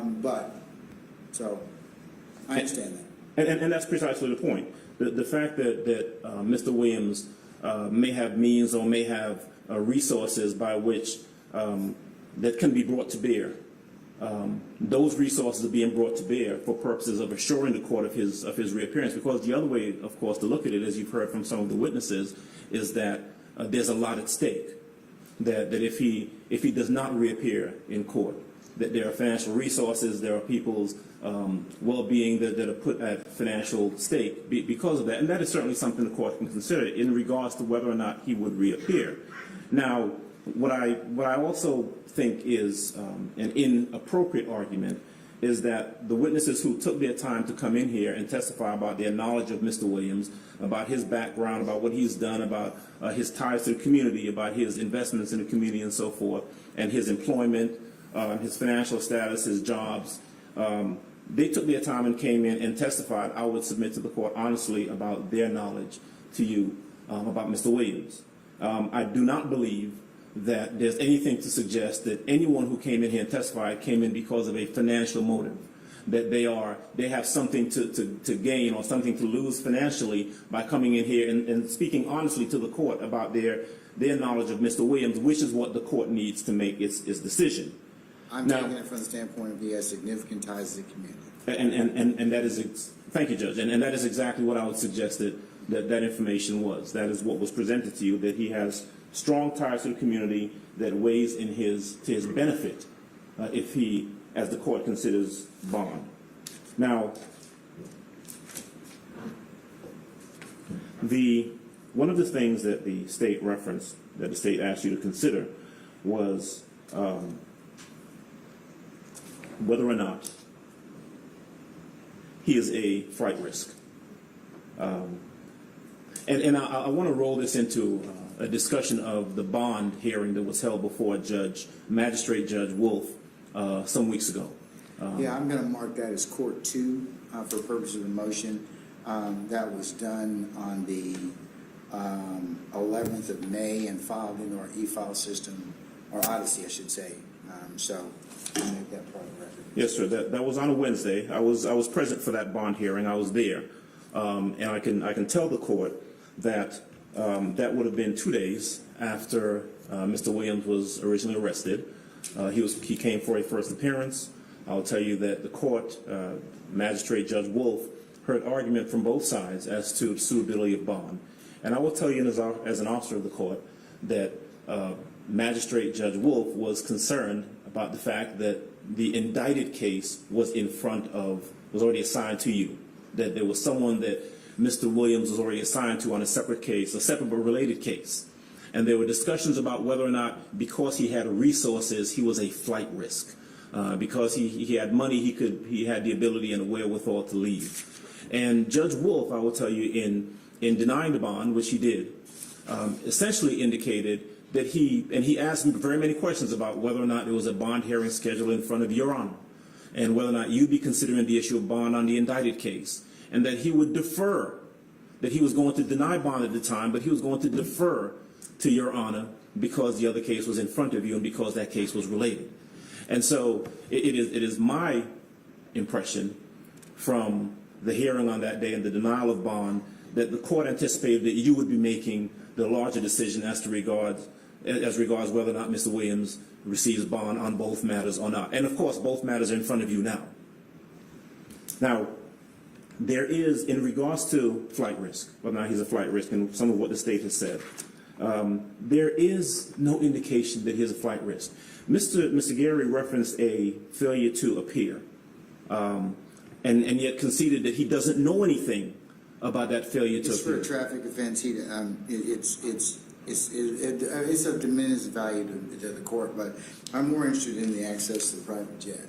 Yeah, at PDK in DeKalb. And so that's the thing, because our suggestion to the court is that he be placed on house arrest. That he be placed on house arrest. That he have an ankle monitor. That there are post-certified law enforcement officers who are responsible for making sure he complies with the court's conditions. There is no suggestion on our part that he be allowed to fly by way of private jet, commercial jet, helicopter, or anything of that nature. And so the argument that because he has resources, he has in the past has had access to a private jet, that is something the court should be concerned about, we would suggest to you that is not something for you to consider, because we're not asking that he be allowed to have that access. You heard from Mr. Middlestat, who indicated that what would happen essentially is if the court were to graciously grant bond for Mr. Williams, he would be released from where he is now. He will be transported by law enforcement officers to the location that the court has indicated, and he will stay there.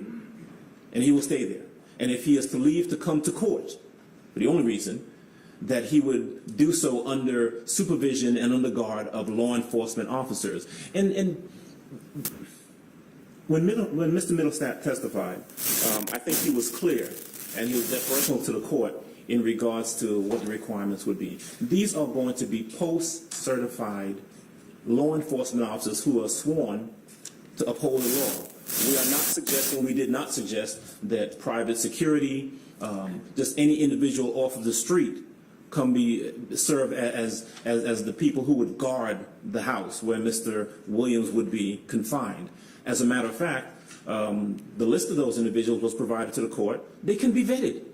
We have indicated and we have suggested to the court that the DA's office can vet them if they want to. They can go to the home. And quite frankly, circling back around to this private jet issue, let me tell you, Mr. Williams doesn't own a jet, has never owned a private plane or a private jet, and he would not even have access to that because we're suggesting that the court not allow that.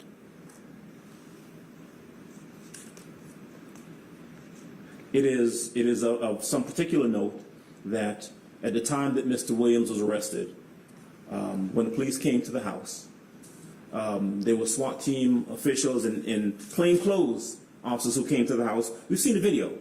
There were individuals approaching the house from different locations with guns, and the state made reference to the fact that one of the individuals tried to run. It wasn't Mr. Williams. Mr. Williams never tried to leave. He never tried to run. He didn't abscond. He didn't try to fight the officers. He went with them. And so there's no indication that he was a danger to flee. In fact, he had just gotten back into town the day before, and you have heard that the only other time when there was a warrant that was issued for Mr. Williams' arrest, he left a tour, left Las Vegas, left those resources, came right back to the cab, turned himself into custody. And so everything that you've heard, all of the evidence, the facts that you heard, would speak against him being a flight risk. He is not, and they've not presented any evidence that he's a flight risk. An argument in and of itself that he is not sufficient for the court. Is there any danger that he would threaten or intimidate witnesses? We've discussed that a bit. There was some discussion in another bond hearing previously, and I'm wary about trying to make comparisons or make reference to bond hearings regarding any other individuals, because Mr. Williams deserves to have his bond considered simply based upon the factors involving him, characteristics involving him, his suitability for bond, not anybody else. But this talk that we heard previously about people with phones in jails, or people making phone calls, or there are witnesses who are terrified right now, other than the state purporting to have other quote unquote what they say are gang members, or someone's mother who's saying that there are threats being made, that there has been no evidence other than that assertion, that allegation presented to the court. He has been locked up since the 9th. They have access to his phone calls. They're recorded. They have access to, I mean, he's locked up 22 hours out of the day, sometimes 23, but you've not heard any indication here that, well, he made a recorded phone call and there was something that he said in that phone call that we perceive as a threat, or he's contacted someone and he has asked them to do something that we believe is commensurate with intimidating a witness or trying to influence a witness. You've not heard any evidence of that. And so there's simply no evidence to substantiate their allegation that he would be a threat to intimidate witnesses. Now, moving specifically to the indictment, and I heard you say it before, and I accept when the court says, Mr. Adams, I know that guilt or innocence is not the province of a bond hearing, and thank you for that. But they spent a good bit of time going through the indictment, but what they actually did is they simply read their allegations. These are their allegations, right? These are what they say Mr. Williams did, or what they believe Mr. Williams offenses they believe he's committed. They have to prove that, and there is nothing to suggest that simply because they have sat down and drafted up an 88-page indictment that the allegations in this indictment are accurate or are true. I've been doing this for a long time, and there have been times, many times, when the allegations put forth by the state have simply not been borne out at trial. So the state can stand up here and sound as certain as they want to that, hey, we think the evidence is going to, or we know that the evidence is going to show X, Y, Z. And then when months later, after the court has considered that in regards to whether he gets a bond, when we're actually standing up in a courtroom, they don't prove it. Or it turns out not to be true, or a witness that they say is going to say something, says something different, or is impeached, or someone is proven to not be telling the truth. And so to stand here and say, well, there's a song lyric that we believe is relevant in the case, and they're talking about a particular incident, is trying to convince the court that their allegations are true, trying to convince the court that their allegations are factual, and there's nothing to say that that is the case at this point. In Mr. McGarry, the prosecutor, asked the court to look at several acts in the indictment. Started with Act 9. And the prosecutor, I noticed, read or paraphrased some words in Act 9. All I ever wanted was the money, and then moved on to put him in a wheelchair, taking it totally out of context. This is a song, and the dangerous thing about where we are with them believing that they can pick and choose song lyrics or portions of song lyrics is that they don't know what they're talking about, but they're putting it in here as though it's fact. They could not tell you, I guarantee, who wrote the song, who was actually singing a particular lyric in this song, or what the song is referencing. And that's what's dangerous. And I know at some point we're going to be arguing about whether these song lyrics go to anything specific in the indictment. But Judge, I would just ask you to take a look at what's been proffered, or what's been presented to you. Act 9. Read just like Elmo, but I never effing giggle. Well, what does that mean? And what does the next line mean? What is that? Is that referencing something specific, a specific count of the indictment? They can't tell you that. And it's taken out of context. Last week when we had a bond hearing, Bob Rubin represented one of the other individuals, said something that I thought, as a 56-year-old person who grew up in Brooklyn with rap music and all of that, thought was particularly insightful. He said, Judge, it seems kind of bizarre, some 50-something-year-old white guy is trying to tell you what, someone who's a rapper means in a particular song.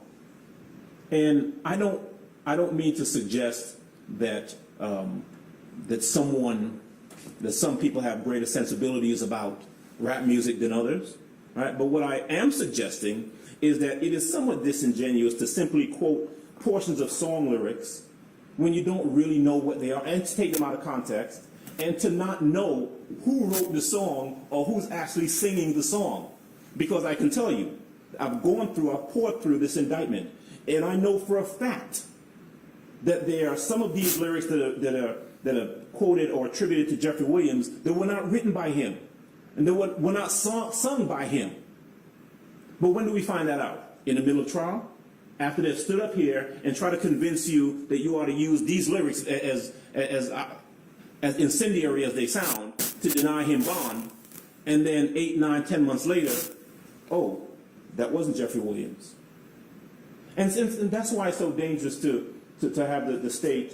I'm not going to go through each and every one of them. I was going to, but I'm not going to, because I'm mindful of the time. But I think the court gets my point that to quote song lyrics and Instagram posts or group chats or group texts that we, by the way, contest in several of them is not Jeffrey Williams, and that he did not say that and did not say those things.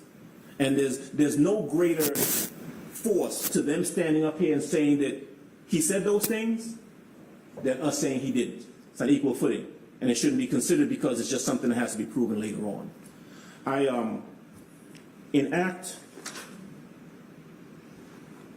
I thought this was funny.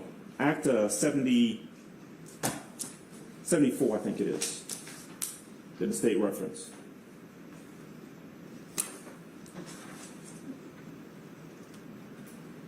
Act 74. Now that one I thought was particularly interesting and is, I think, symptomatic of what is flawed about the state's argument as to why you should consider everything they've read to you or presented to you in the indictment. Act 74 references Jeffrey Williams releasing a video.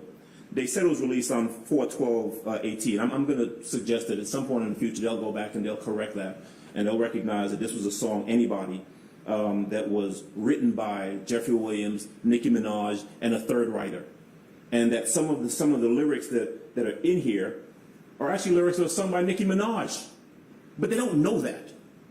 They don't know that, but they stand up here and say this with the force of authority, thinking that that's going to be, and they made that essential part of their argument. What did they say? They said, the song lyrics say, I never killed anybody, but I got something to do with that body. And that, Judge, is exactly where we're telling you that Jeffrey Williams, no, he may not have ever killed anybody that we know of, but he's the man in control, he's King Slime, he's the one who's running everything, and he's confessing it by saying that in this song.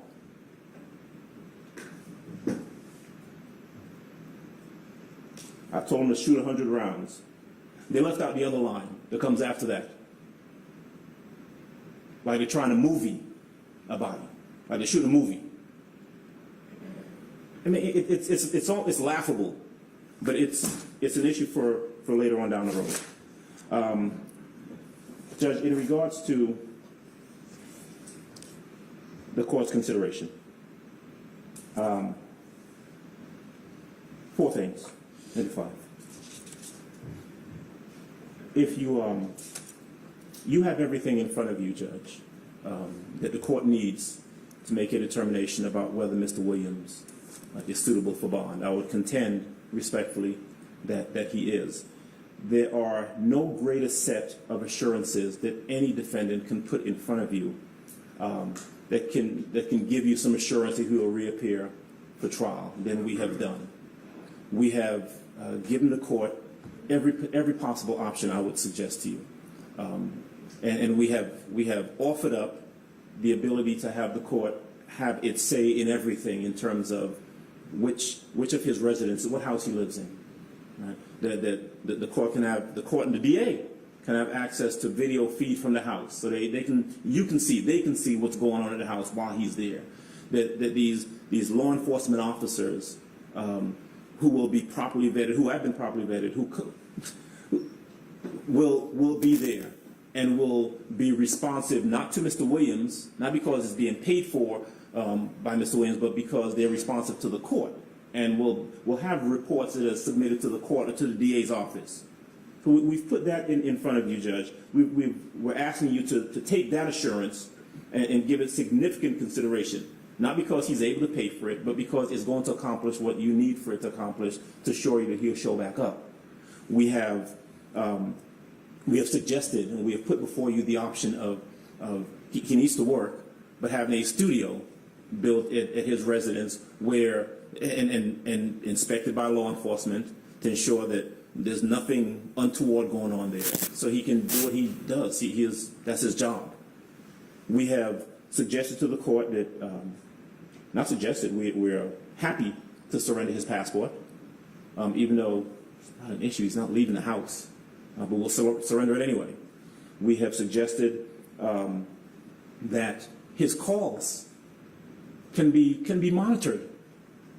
And so any device that's used to make any phone calls can be monitored.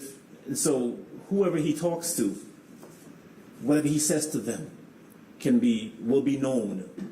Anyone who comes to the house has to be cleared and will be known.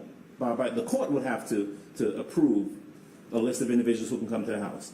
There is, in short, nothing more that we or any defendant can give to the court to satisfy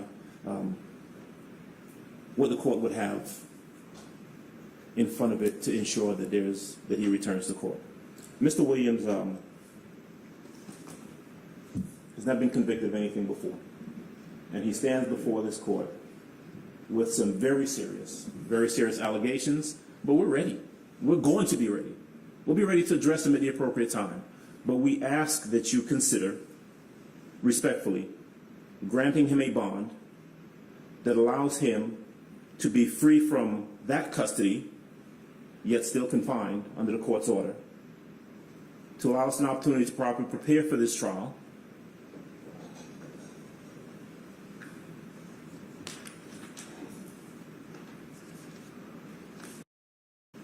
we think it's appropriate, Judge. A bond is appropriate. Whatever you believe is an appropriate amount of bond with all of the conditions that we've put in place, or we've suggested to the court, or whatever else the court wants to add. But we believe that we have done everything that any defendant could possibly do to show the court that bond is appropriate. Thank you. All right, Mr. Adams, thank you.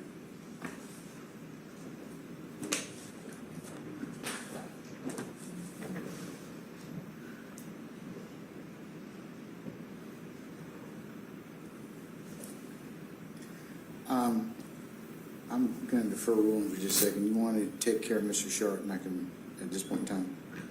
Whatever you want to do. Okay, all right. Mr. Sharp, you want to go ahead and present your issues as to bond, sir? Yes.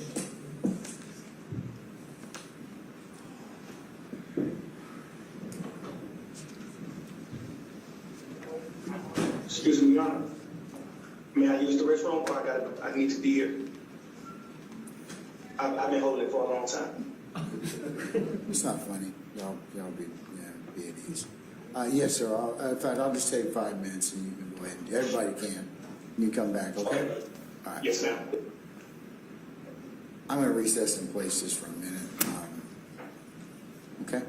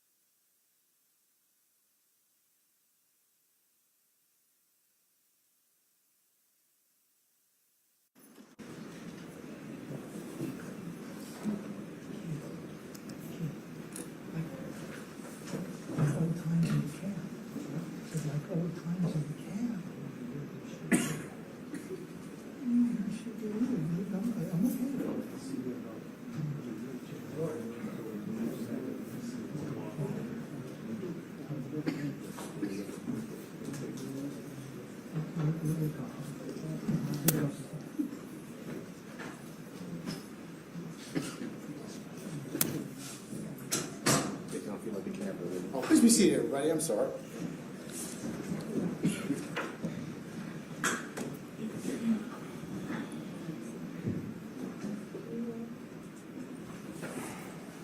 All right, Mr. Shard, sorry for the delay. Go right ahead, sir.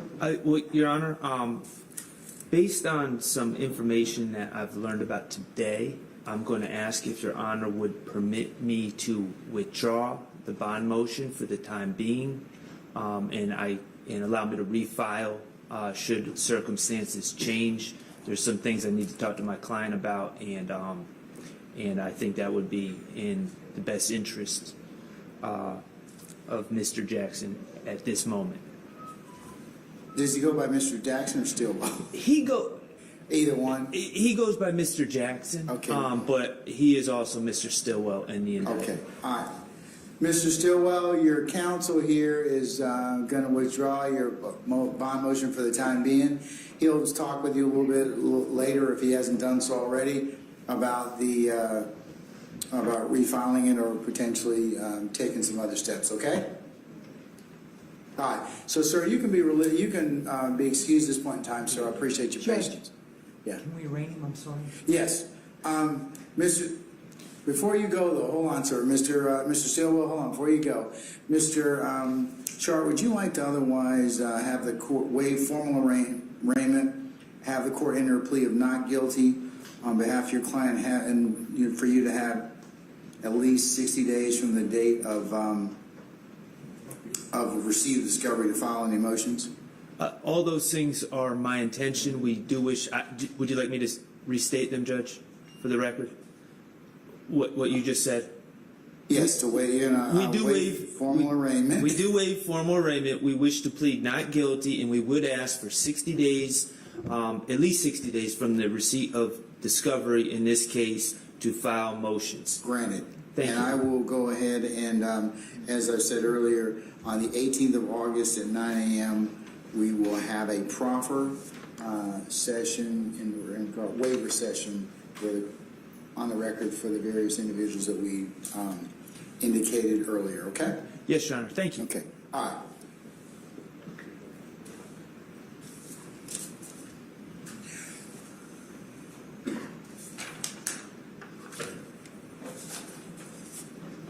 And Ms. Charlotte, I will set your client's trial for 9 January of 2023.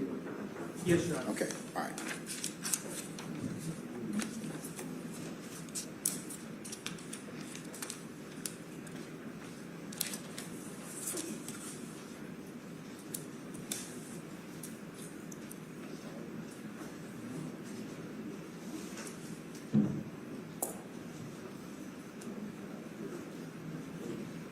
I'll give you those.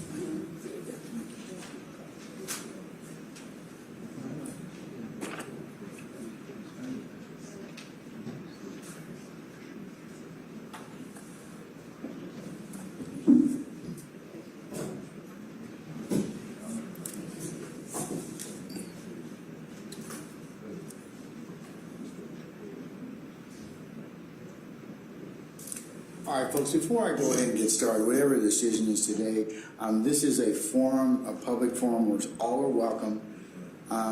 However, if you feel that you cannot govern your behavior or have acceptable conduct, please, you can exit the courtroom and nobody will be the wiser.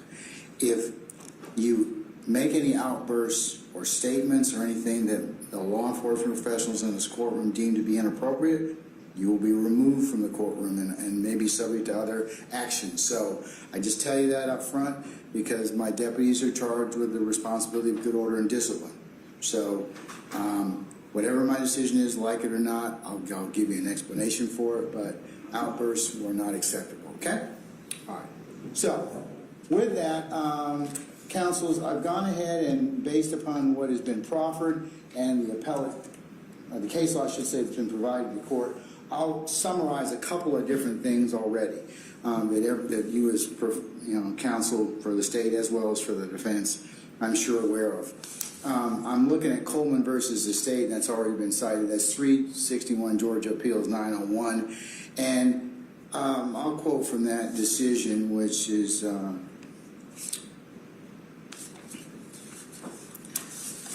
which comes from our Court of Appeals, Judge Miller, Vet Miller being the presiding judge in that particular case. Excessive bail is prohibited by the Georgia Constitution, Article 1, Section 1, Paragraph 17, and the 8th Amendment to the United States Constitution. And for the 8th Amendment analysis, as you all are aware, that 8th Amendment violation would be excessive bail or no bail, or fixing an amount that is excessive under the circumstances. When fixing, for the purposes of the 8th Amendment, the excessive bail is defined as bail set at an amount higher than the amount reasonably calculated to ensure the presence of the defendant. When fixing bail in Georgia, trial judges' foremost consideration is the probability the accused, if freed, will appear at trial, and then the court in Coleman goes on to quote that lesser factors or lesser extent or considerations are the accused's ability to pay, the seriousness of the offense, the accused's character and reputation. I have heard a lot of evidence today about those particular factors in regards to Mr. Williams and his ability to pay, and the seriousness of the offenses and his character and reputation from as presented by Mr. Steele, Ms. Hornsby, as well as Mr. Adams. So I have considered those particular issues. Now also, Coleman goes on to say that a defendant who seeks release on bail has the burden of showing roots in the community. The defendant does not pose a significant risk of fleeing, threatening the community, committing another crime, or intimidating witnesses. And along with this particular case, the court also has considered the seminal case of Ayala versus the state at 262 Georgia 704. And Ayala gives us the framework in Georgia for the purpose of a pretrial bond is to prevent punishment before conviction and secure the appearance of a person for trial, quoting Roberts versus the state, 32 Georgia Appeals 339. And it goes on to say that a trial court may release a person on bail if the court finds the following. So I have to look at the first thing that Coleman directs me to look at is consideration of whether or not the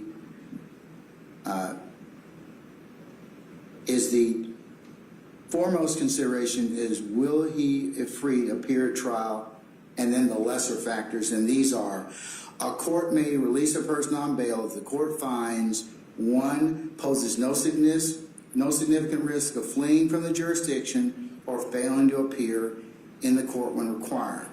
2, poses no significant threat or danger to any person, to the community, or property in the community. 3, poses no significant risk of committing any felony pending trial, and poses no significant risk of intimidating witnesses or otherwise obstructing the administration of justice. And I'm required to explain any reasons if I deny bond to assist the appellate court in its review, and that the granting or denial of bond will not be set aside unless there's a manifest and flagrant abuse of discretion. That's Jernigan versus the state, 111 Georgia 307, pinpoint 308, very old case from 1903. Now,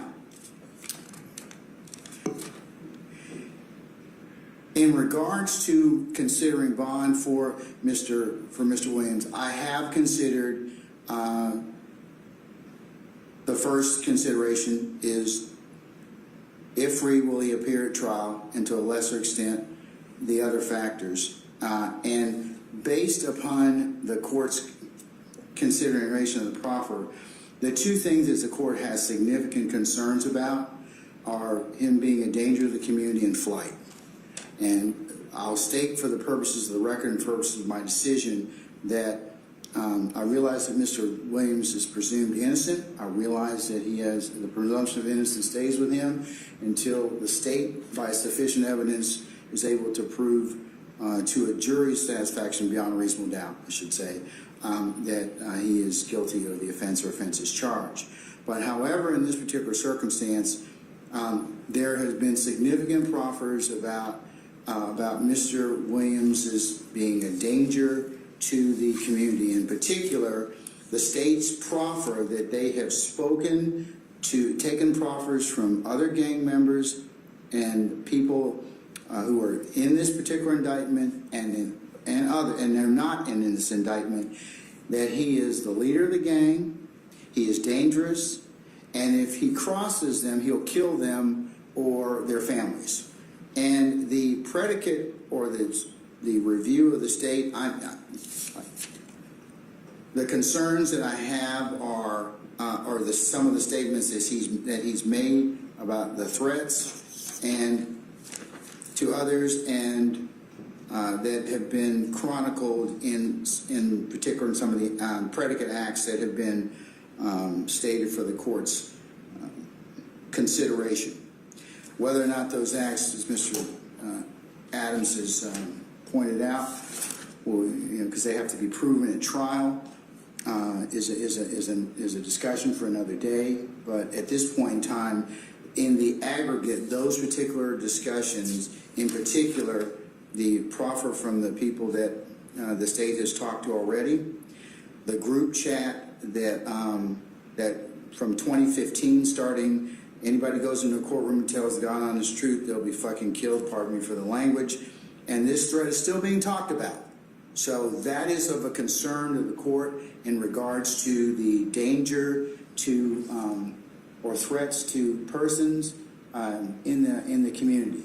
So and factors there's no significant arrest of intimidating witnesses or otherwise obstructing the administration of justice. That is the court's concern. The two major concerns that this court has is danger to persons and threats to intimidate other witnesses and obstruct the administration of justice. So I have some concerns about the flight that I share with Judge Wolf also indicated, but and I'm not going to hold it against him that he is very successful and has significant means, but those two factors in particular, threats to persons in the community or poses significant risk of intimidation of witnesses and otherwise obstructing administration of justice, the court has considered a number of the predicate statements,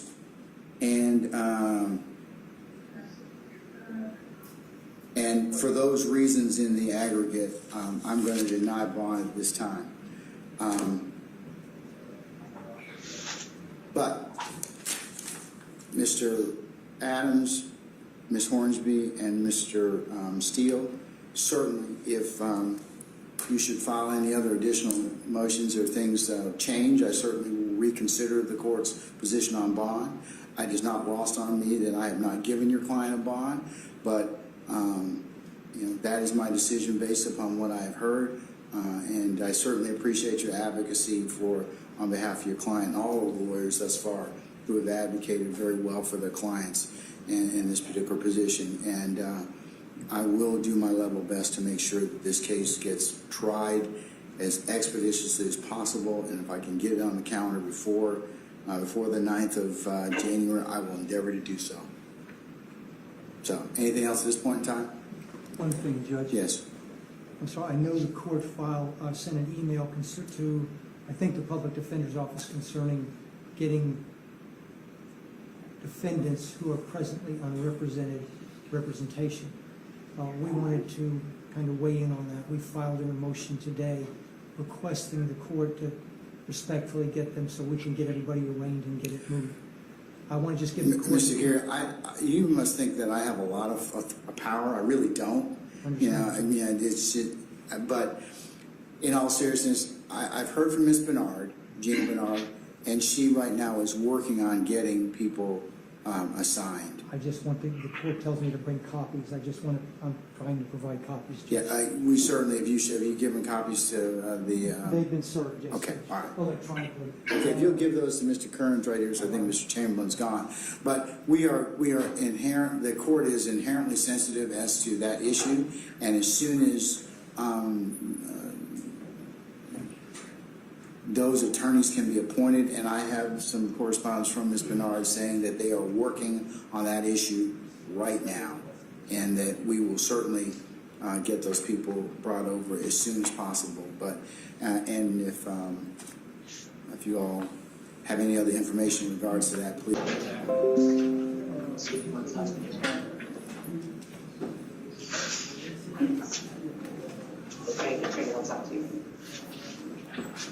Y'all gonna come down here? Yeah, they say yeah. Listen to me.